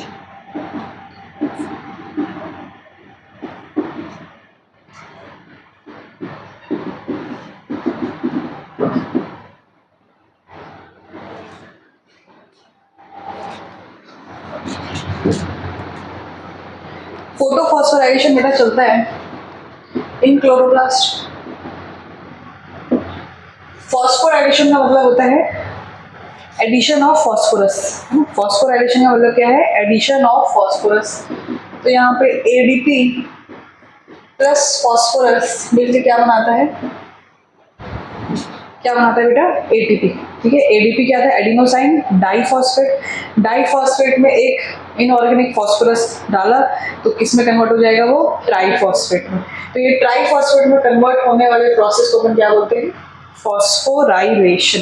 तो बेसिकली जो फॉस्फोराइलेशन है that is synthesis of ATP, ATP से एटीपी बनना। ये किसके प्रेजेंस में चल रहा है, in the presence of light. तो ऐसे फॉस्फोराइलेशन को क्या बोलते हैं अपन, फोटोफॉस्फोराइलेशन। एक अपन जाके रेस्पिरेशन में पढ़ेंगे, तो रेस्पिरेशन में ये सेम रिएक्शन होगा but in the presence of oxygen, तो उसको बोला जाएगा ऑक्सीडेटिव फॉस्फोराइलेशन। ऑक्सीडेटिव फॉस्फोराइलेशन चलता है माइटोकॉन्ड्रिया में, फोटोफॉस्फोराइलेशन कहाँ चलता है, इन क्लोरोप्लास्ट। ठीक है, माइटोकॉन्ड्रिया को भी अपन क्या बोलते थे, पावर हाउस ऑफ सेल, पढ़े हो ना बचपन में, वो भी क्या बनाता है, एटीपी बनाता है। तो वहां पे जो एटीपी बन रहा है वो in the presence of oxygen बन रहा है, तो वो रिएक्शन तो सेम होगा, ADP will convert into ATP, but क्या लेगा, यूज करेगा ऑक्सीजन। तो वहां क्या चल रहा है, ऑक्सीडेटिव फॉस्फोराइलेशन। यहाँ क्या चल रहा है बेटा, फोटोफॉस्फोराइलेशन। ठीक है, यहाँ पे एटीपी का बनना चल रहा है in the presence of light. ठीक है, अब ये फोटोफॉस्फोराइलेशन दो तरीके के होते हैं। First is non cyclic,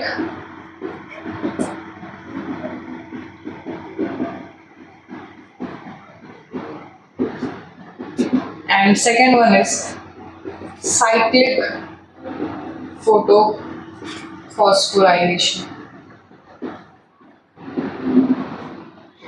non cyclic और साइक्लिक में नाम में क्या लग रहा है अभी, नॉन साइक्लिक का मतलब क्या होगा,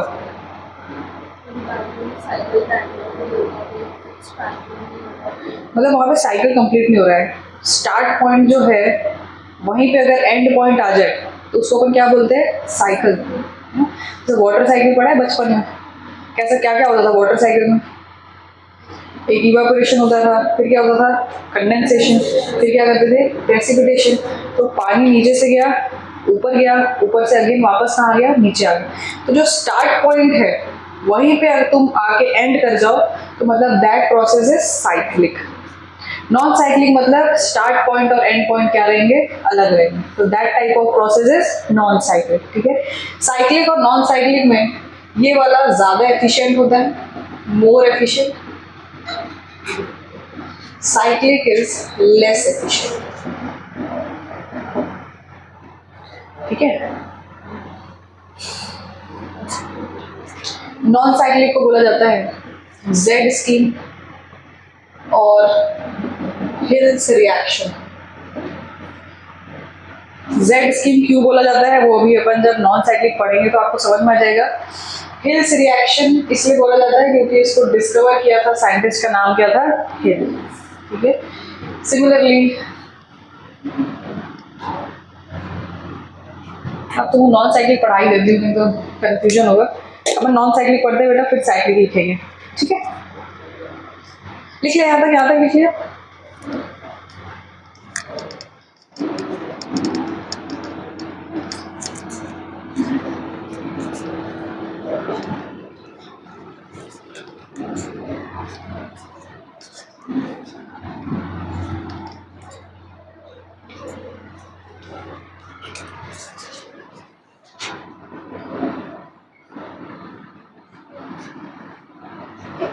पीपी क्या है,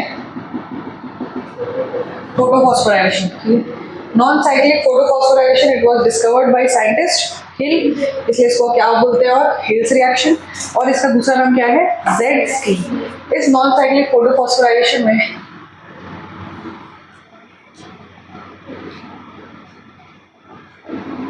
कौन सा पीएस है ये, 2, ये वाला कौन सा है, 1। This is PS2, this one is PS1।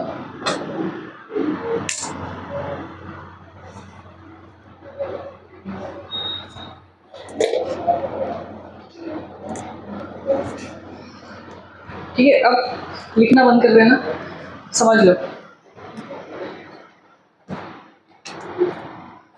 PS2 PS1 chloroplast थैलेमॉइड के अंदर जो भी पिगमेंट्स है उनका अरेंजमेंट है, कहीं कहीं PS2 दिख रहा है, कहीं कहीं पे PS1 दिख रहा है, कहीं कहीं पे पिगमेंट ऐसे ही खाली बैठे हुए हैं, ठीक है। तो लाइट जब पड़ता है किसी लीफ में, है ना, एक साथ पड़ता है, ऐसा तो नहीं है पूछ के पड़ेगा कि पहले PS1 में पढ़ूँ फिर PS2 में पढ़ूँ, ऐसा होगा क्या? नहीं। क्या होगा, बिल्कुल एक साथ लाइट पड़ेगा। अब ये मान लो हमारा सन है, इस सन से ये लाइट यहाँ पड़ा, एक लाइट कहाँ पड़ा है बेटा? अपने PS1 पे। अब हमको पता है जब भी लाइट फोटो सिस्टम में पड़ता है तो लास्ट में क्या होता था? इलेक्ट्रॉन जंप करता था, कहाँ से? क्लोरोफिल ए से। ये क्लोरोफिल ए का इलेक्ट्रॉन कहाँ आ चुका है? बाहर आ चुका है। सिमिलरली यहाँ वाले PS1 का भी इलेक्ट्रॉन कहाँ आ चुका है बेटा? बाहर आ चुका है। यही पढ़े अभी तक, ठीक है। अब हमको पता है कि यहाँ पे जब क्लोरोफिल ए से बुक पढ़ने का समय घर पे होता है, क्यों बुक पढ़ रहा है बैठ के? अभी क्या कर रहा था? क्यों देख रहा है? घर पे देखना, घर पे तू बिना देखे आया था आज, घर पे तो आज पढ़ के नहीं आया था, तो घर पे पढ़ना होता है बुक, क्लास में बैठ के बुक नहीं पढ़ना होता है। क्लोज योर बुक्स, सिर्फ कॉपी खोलिए बैठा करो, अननेसेसरली अपने आप को कंफ्यूजन के राह में मत डाला करो बीच में बुक देख देख के, यहाँ पे कंसंट्रेट करो। क्या हुआ था यहाँ पे? इलेक्ट्रॉन बाहर गया हुआ है। अब हमको पता है क्लोरोफिल ए का जो इलेक्ट्रॉन निकलता है बाहर, क्या वो वापस आ पाता है? उसको कौन एक्सेप्ट कर लेता है? Electron acceptor. जो पहले इलेक्ट्रॉन एक्सेप्ट करता है उसको अपन क्या बोलते हैं? Primary electron acceptor. यहाँ पे प्राइमरी इलेक्ट्रॉन एक्सेप्टर है फियोफाइटिन। क्या नाम है बेटा इस इलेक्ट्रॉन एक्सेप्टर का? फियोफाइटिन। ये जितने मैं अभी बीच में लिखने वाली हूँ, जो भी इलेक्ट्रॉन एक्सेप्ट कर रहे हैं, दे आर इलेक्ट्रॉन कैरियर्स। क्या है वो? They are electron carriers. मतलब इनको क्या चाहिए? ये इलेक्ट्रॉन के बुके, ठीक है। क्या है बेटा? ये इलेक्ट्रॉन के बुके। जहां भी सराउंडिंग में इलेक्ट्रॉन दिखता है, इनको क्या करना होता है? उसको कैप्चर करना होता है। समझ में आएगी चीजें? अब ये जो इलेक्ट्रॉन कैरियर्स का अरेंजमेंट है ना, बहुत सारे इलेक्ट्रॉन कैरियर लिखेंगे, हमेशा याद रखना इनका अरेंजमेंट होता है in increasing order of redox potential. Redox का मतलब क्या होता है? Related to oxidation and reduction. और मैंने आपको बताया कि रिडक्शन और ऑक्सीडेशन का लेना देना इलेक्ट्रॉन से भी है ना। ऑक्सीडेशन का मतलब क्या होता था? Loss of electron. रिडक्शन का मतलब क्या होता था? Gain of electron. तो ये सिंपल भाषा में इतना समझ लो कि अभी मान लो मैं यहाँ पे ऐसा 10 इलेक्ट्रॉन कैरियर लिख दूँ। Increasing order of redox potential का मतलब है जो आखिरी होगा वो सबसे ज्यादा भूखा होगा फॉर इलेक्ट्रॉन, ठीक है। इंक्रीजिंग का मतलब क्या है? इस लेवल से अपन जो लास्ट लेवल तक जा रहे हैं, कुछ चीज बढ़ते जा रहा है। क्या बढ़ते जा रहा है बेटा? यहाँ पे इलेक्ट्रॉन की भूख बढ़ते जा रही है, ठीक है। तो जो जितना ज्यादा इलेक्ट्रॉन का भूखा रहेगा, वो उतना जल्दी इलेक्ट्रॉन को क्या करेगा? कैप्चर कर लेगा, ठीक है। अब जैसे PS2 है, PS2 और फियोफाइटिन में ये भी इलेक्ट्रॉन को इधर उधर मूव कर रहे थे, तो इनको भी मान लो दे आर इलेक्ट्रॉन कैरियर, है ना। ये भी तो इतने देर से इलेक्ट्रॉन को इधर से उधर फिर फाइनली बाहर निकाले। तो PS2 और फियोफाइटिन में कौन ज्यादा भूखा है इलेक्ट्रॉन का? फियोफाइटिन, क्योंकि इससे इलेक्ट्रॉन किसने छीन लिया? फियोफाइटिन ने। अब फियोफाइटिन अभी अपना इलेक्ट्रॉन, इसका इलेक्ट्रॉन लेके बैठा ही होता है कि इसके जस्ट बगल में प्रेजेंट होता है प्लास्टोक्विनोन, दूसरा इलेक्ट्रॉन कैरियर, ठीक है। फियोफाइटिन के साइड में कौन बैठा था? प्लास्टोक्विनोन। क्योंकि ये इसके आगे आ रहा है, ये इलेक्ट्रॉन का ज्यादा भूखा, इससे भी ज्यादा भूखा, तो ये जो इलेक्ट्रॉन इसके पास गया, कहाँ ट्रांसफर हो गया? प्लास्टोक्विनोन के पास। समझ में आ गया? जैसे प्लास्टोक्विनोन अभी खुशी हुआ था कि भैया मेरे पास इलेक्ट्रॉन आ गया, इनके बगल में साइटोक्रोम B6F, ठीक है, मैंने भी क्या बोला, जो आगे रहेगा वो उतना ज़्यादा इलेक्ट्रॉन के लिए पागल रहेगा, ठीक है, उतना ज़्यादा इलेक्ट्रॉन के लिए भूखा रहेगा। प्लास्टोक्विनोन का इलेक्ट्रॉन पोटेंशियल, रिडॉक्स पोटेंशियल इससे ज़्यादा था, इससे भी ज़्यादा रिडॉक्स पोटेंशियल किसका, साइटोक्रोम B6F का। तो अगेन इससे इलेक्ट्रॉन छीन के कौन ले लेगा, साइटोक्रोम B6F, ठीक है। इनके बगल में बैठा है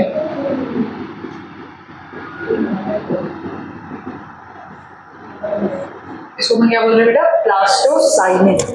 क्या नाम है इसका, प्लास्टोसाइनिन, क्योंकि अब ये इसके बगल में है, इसका इलेक्ट्रॉन का भूख इससे भी ज्यादा, इलेक्ट्रॉन कहाँ चला जाएगा, प्लास्टोसाइनिन के पास। अब प्लास्टोसाइनिन किससे पास हो गया, PS1।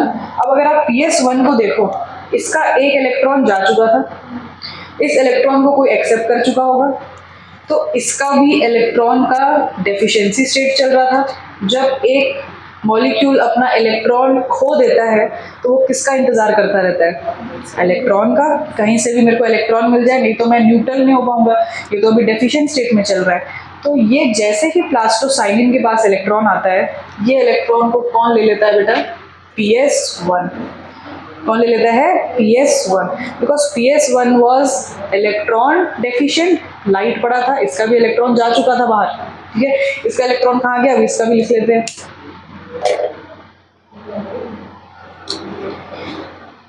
साइमल्टेनियसली पड़ा था ना लाइट, तो साइमल्टेनियसली ये प्रोसेस हुआ। जैसे इसका इलेक्ट्रॉन निकला, किसने एक्सेप्ट किया था, थियोफाइटिन, इसका इलेक्ट्रॉन निकला था, इसको एक्सेप्ट किया था एक फेरस सल्फर कॉम्प्लेक्स। कौन सा कॉम्प्लेक्स है बेटा, ये फेरस सल्फर कॉम्प्लेक्स, इससे ले लिया, इसका नाम है फेरोडॉक्सिन, ठीक है, इस इलेक्ट्रॉन कॉरियर का नाम क्या है, फेरोडॉक्सिन। फेरोडॉक्सिन से ले लिया किसमें, FNR में, it is फेरोडॉक्सिन NADP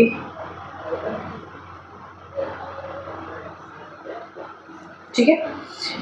3 electron carrier है किसके पास, PS1 के पास। PS1 का जैसे इलेक्ट्रॉन निकलता है, सबसे पहले इसका प्राइमरी इलेक्ट्रॉन एक्सेप्टर कौन है, FeS, that is iron sulphur complex. Iron sulphur complex के बगल में बैठा हुआ इलेक्ट्रॉन कैरियर कौन है, फेरोडॉक्सिन। क्योंकि ये इसके बगल में है, इसका इलेक्ट्रॉन का भूख इससे भी क्या होगा बेटा, ज्यादा होगा। ये इलेक्ट्रॉन निकल के कहाँ चला गया, फेरोडॉक्सिन के पास। फेरोडॉक्सिन से इलेक्ट्रॉन निकल के कहाँ चला गया, FNR के पास, ठीक है। अब FNR के पास एक एंजाइम है NADP रिडक्टेज। कौन सा एंजाइम है इसके पास, NADP रिडक्टेज। ये क्या करता है,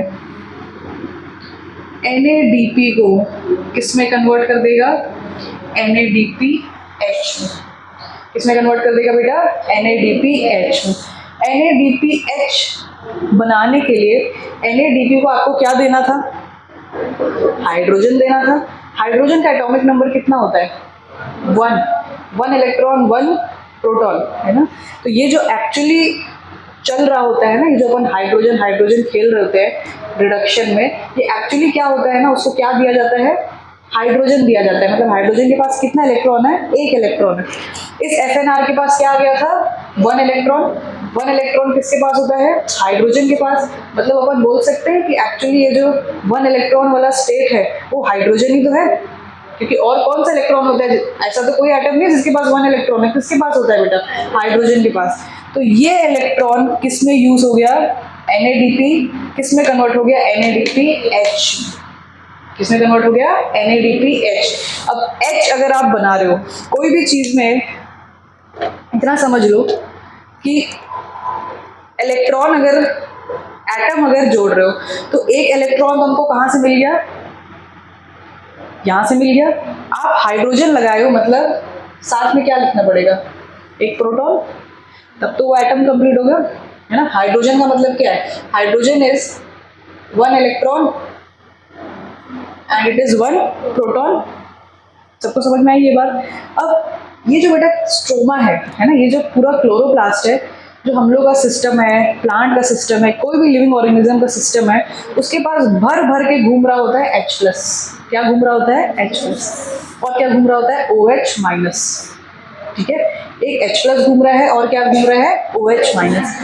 अब सराउंडिंग में इनके पास क्या था, H+ था।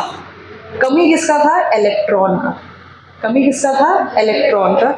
इनके इस FNR के पास एक एंजाइम था NADP रिडक्टेज। रिडक्टेज एंजाइम का मतलब है इट विल कॉज रिडक्शन, ठीक है। किसके पास था बेटा? ये इलेक्ट्रॉन कैरियर अपने पास एक एंजाइम रखा था NADP रिडक्टेज। तो इसके पास एक पोटेंशियल था कि NADP जो है इसको ये किस में कन्वर्ट कर सकता है? NADPH में। पर NADPH कन्वर्ट होने में एंजाइम तो है इनके पास, एक प्रोटॉन चाहिए था और एक क्या चाहिए था? Electron, that is hydrogen. इसमें डिफरेंस क्या है NADP और NADPH में? एक हाइड्रोजन का तो डिफरेंस है। इलेक्ट्रॉन कहाँ से मिल गया? ये फोटो सिस्टम से जो चलता हुआ आया इलेक्ट्रॉन वो मिल गया। H प्लस कहाँ से मिल गया बेटा? सराउंडिंग से मिल गया, क्योंकि सराउंडिंग मैट्रिक्स स्ट्रोमा सब में क्या घूम रहा है? H प्लस घूम रहा है। थाइलाकोइड के ल्यूमेन में क्या घूम रहा है? H प्लस घूम रहा है। तो उन्होंने H प्लस ले लिया, इलेक्ट्रॉन यहाँ से लिया, क्या बना दिया? NADPH plus H plus. Clear हो गया यहाँ तक? अब ये जो आपका इलेक्ट्रॉन था PS1 का, क्या वो कभी वापस आ सकता है? वो क्या हो गया? कन्वर्ट हो चुका है किस फॉर्म में? NADPH के फॉर्म में। PS2 का इलेक्ट्रॉन कहाँ जा चुका है? फाइनली PS1 के पास। मतलब PS1 के पास एक इलेक्ट्रॉन का जो कमी था उसको पूरा किसने कर दिया? PS2 ने। PS2 के पास भी एक इलेक्ट्रॉन का कमी है, क्या अभी तक इसका इलेक्ट्रॉन का कमी पूरा हुआ है? नहीं हुआ। अब हमने एक रिएक्शन पढ़ा था शुरू में, फोटोलाइसिस ऑफ वाटर। उस रिएक्शन में कितने इलेक्ट्रॉन निकलते हैं बेटा? 2 इलेक्ट्रॉन। तो इस PS2 के पास यहाँ पे होता है एक कॉम्प्लेक्स प्रेजेंट जिसको बोलते हैं ऑक्सीजन इवॉल्विंग कॉम्प्लेक्स। इसको क्या बोलते हैं बेटा अपन? Oxygen evolving complex. जैसे ही ये सिस्टम एक्टिवेट हुआ, जैसे ही लाइट एनर्जी आया, इलेक्ट्रॉन गया, इलेक्ट्रॉन जाते जाते सब कुछ इतना कांड हो गया, PS2 को समझ में आ गया कि मेरा इलेक्ट्रॉन वापस नहीं आने वाला है, ठीक है। इस PS2 के पास एक सिस्टम था जिसको अपन बोलते हैं ऑक्सीजन इवॉल्विंग कॉम्प्लेक्स। इस PS2 ने क्या किया? H2O को ब्रेक किया,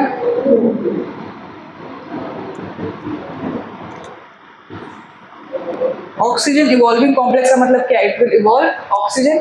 ऑक्सीजन इवॉल्व करने के लिए हमको पता है किसका ब्रेकडाउन करना पड़ेगा? वाटर का। वाटर तो प्लांट ने एब्जॉर्ब करके रखा था, क्योंकि इसको क्या करना है? फोटोसिंथेसिस करना है। तो यहाँ पे जैसे ही इलेक्ट्रॉन का डेफिशिएंसी होता है, किसका ब्रेकडाउन हो जाता है? वाटर। ये जो इलेक्ट्रॉन का डेफिशिएंसी हुआ किसकी वजह से हुआ था? Because of light energy. Because of light energy, this system was electron deficient, and this electron deficiency resulted in the breakdown of water. When A is equal to B and B is equal to C, A is equal to C. So this lysis is actually कौन responsible है इसके लिए? Light. क्योंकि light ने क्या किया? Photo system का electron deficient कराया। फोटो सिस्टम का इलेक्ट्रॉन डेफिशिएंट होने की वजह से इनको अपना इलेक्ट्रॉन का कमी पूरा करना था, तो इन्होंने किसको तोड़ दिया? वाटर को तोड़ दिया। वाटर को तोड़ा तो कितना इलेक्ट्रॉन निकल गया बेटा? 2 इलेक्ट्रॉन। एक इलेक्ट्रॉन क्या कर दिया इसमें से? दे दिए। तब तक अनदर लाइट पड़ा, फिर से एक इलेक्ट्रॉन निकला होगा, फिर ये सेकंड इलेक्ट्रॉन भी इसका क्या कर दिया होगा? डेफिशिएंसी को पूरा कर दिया होगा। लाइट तो लगातार पड़ते जा रहा है, ठीक है, विद इन सेकेंड्स ये चलते जा रहा है, बार बार प्रोसेस लगातार होते जा रहा है। बार बार किसका ब्रेकडाउन होते जा रहा है? वाटर का ब्रेकडाउन इसलिए होता चला जा रहा है। समझ में आ गई चीजें? अब हमने नॉन साइक्लिक फोटोफॉस्फोराइलेशन में NADPH तो बना लिया है। फोटोफॉस्फोराइलेशन का मतलब क्या होता था? क्या बनना चाहिए था? ATP। ATP कहीं बना हुआ दिख रहा है क्या? नहीं दिख रहा है ना? अभी आप समझ लेना, जब ये इलेक्ट्रॉन कहाँ से पास होता है? साइटोक्रोम B6F से किसके पास? प्लास्टोसाइनिन के पास। तब किसका कन्वर्जन हो जाता है? क्या बन जाता है बेटा? ADP से ATP। कब? When cytochrome B6F passes its electron to plastocyanin।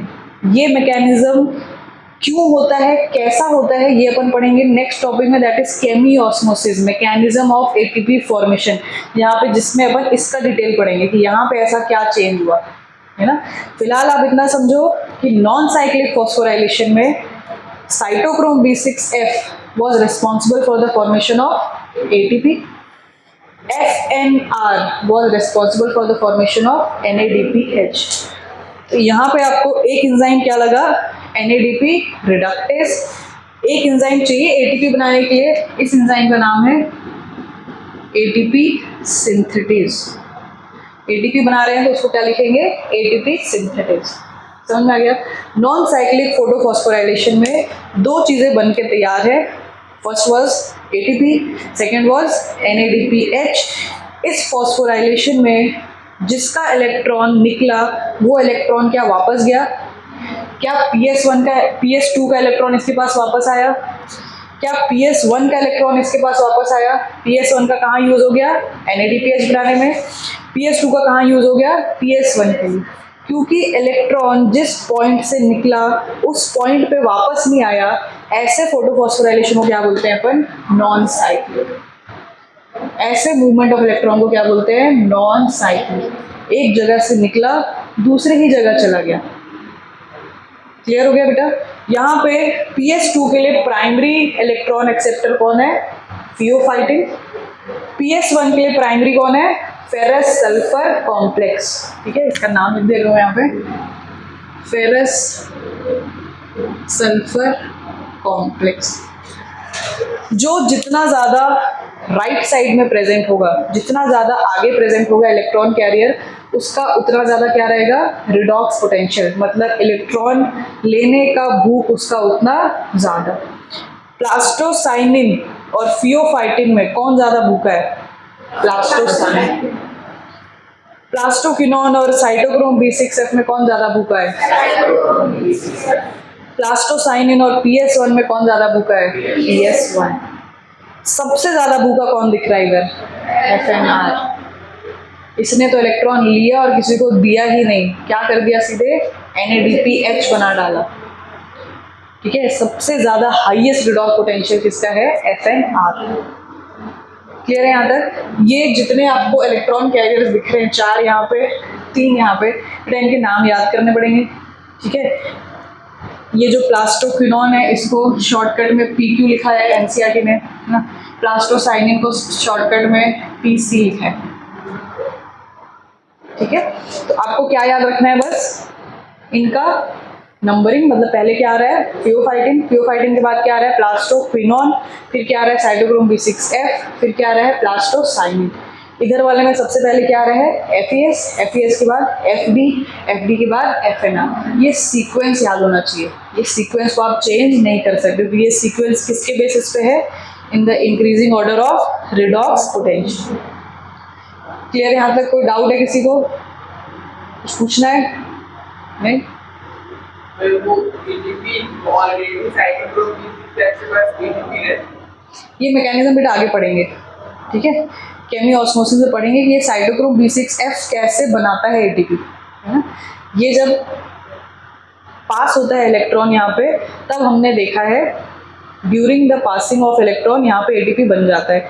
ये कैसा है प्रोसेस, क्यों हुआ है, कैसे हुआ है, ये नेक्स्ट क्लास में केमी ऑस्मोसिस में पढ़ेंगे. ठीक है, लिखो.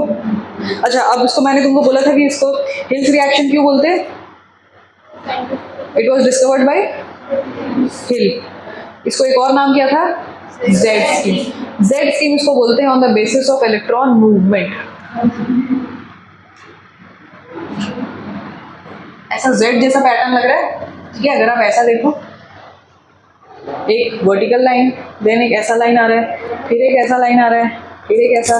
जितने फोटो सिस्टम कनेक्टेड रहेंगे सब कैसे कनेक्टेड रहते हैं, ऐसा Z Z Z Z zigzag line से. इसलिए इस स्कीम को क्या बोलते हैं बेटा अपन, Z स्कीम. दिस इज, इसको बोला जाता है अपहिल. अपहिल का मतलब क्या होता है, इलेक्ट्रॉन जब ऊपर मूव करे. यहाँ पे इलेक्ट्रॉन का मूवमेंट कैसा हो रहा है, नीचे के डायरेक्शन में हो रहा है, तो इसको अपन बोलते हैं बेटा डाउन हिल. क्या बोलेंगे इसको, डाउन हिल. फिर यहाँ से इलेक्ट्रॉन कहाँ जा रहा है, ऊपर. इस डायरेक्शन को क्या बोलेंगे, अगेन अप हिल. ये डायरेक्शन को क्या बोलेंगे, अगेन डाउन.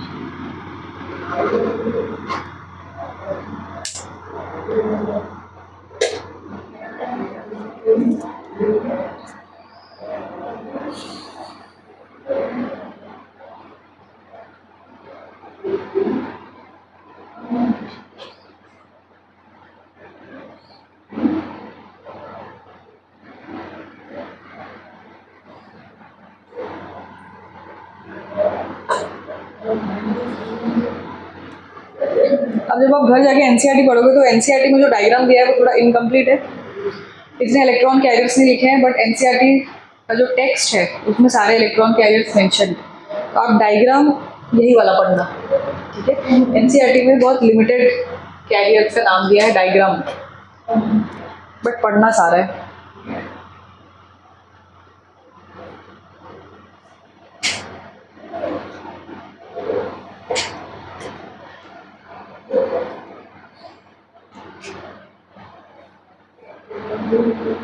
तुम लोग थोड़ा सा जगह छोड़ो और कुछ पॉइंट्स लिख लो, एक बार थोड़ा जगह छोड़ के नीचे लिख लो।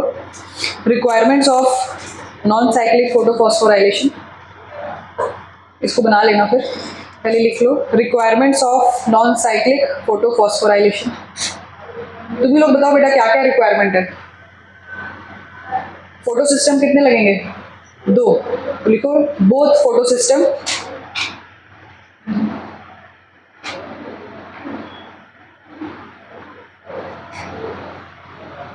क्या ये प्रोसेस स्ट्रोमा में हो सकता है? क्या चाहिए इसके लिए? ग्रैना, तो लिखो ग्रैना और थैलाकॉइड।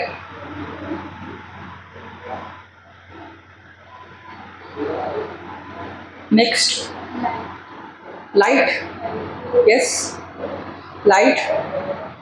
थर्ड थिंग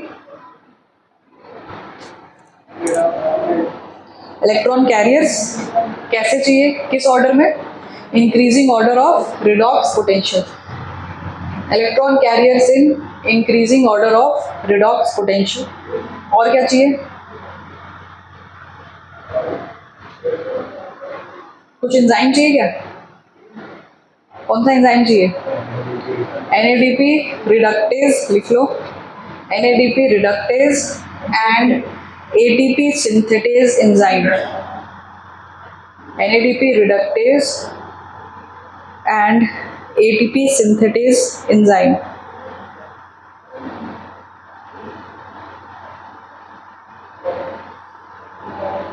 और कोई कॉम्प्लेक्स चाहिए? ऑक्सीजन इवॉल्विंग कॉम्प्लेक्स, जो कि PS2 में प्रेजेंट रहता है। PS2 लिखे हो तो काम चल जाता है, ठीक है। हर PS2 में OEC रहता है। एक नीचे पॉइंट लिख लेना, since electron flow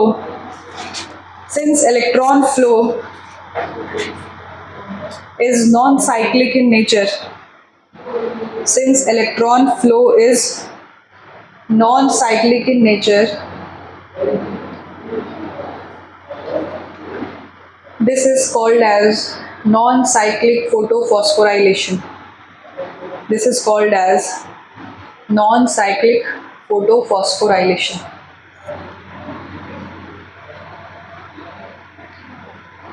Next point लिखो, since there is uphill downhill movement of electron, since there is uphill downhill movement of electron, this is called as Z scheme. This is called as Z scheme. लिख लिया? अब तुम लोग बना लो और next class में NCERT एक बार दिखा दो मेरे को।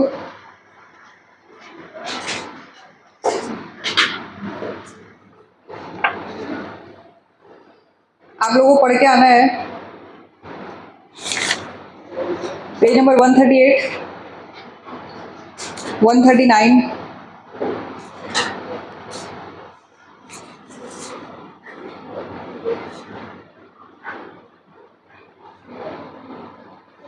ठीक है। 138, 139, 139 में सिर्फ नॉन साइक्लिक तक पढ़ना, साइक्लिक छोड़ देना, ठीक है। और मॉड्यूल सॉल्व किया था कल? मॉड्यूल के क्वेश्चंस लगाए थे क्या? नहीं लगाए होगी। कुछ क्वेश्चन में डाउट आता है तो पूछ लेना, ठीक है। और मॉड्यूल के क्वेश्चन अभी आप लोगों को यहाँ तक करने हैं, नॉन साइक्लिक फोटोफॉस्फोराइलेशन, ठीक है। आप लोग अब लिख लो, लिखने के बाद चले जाना।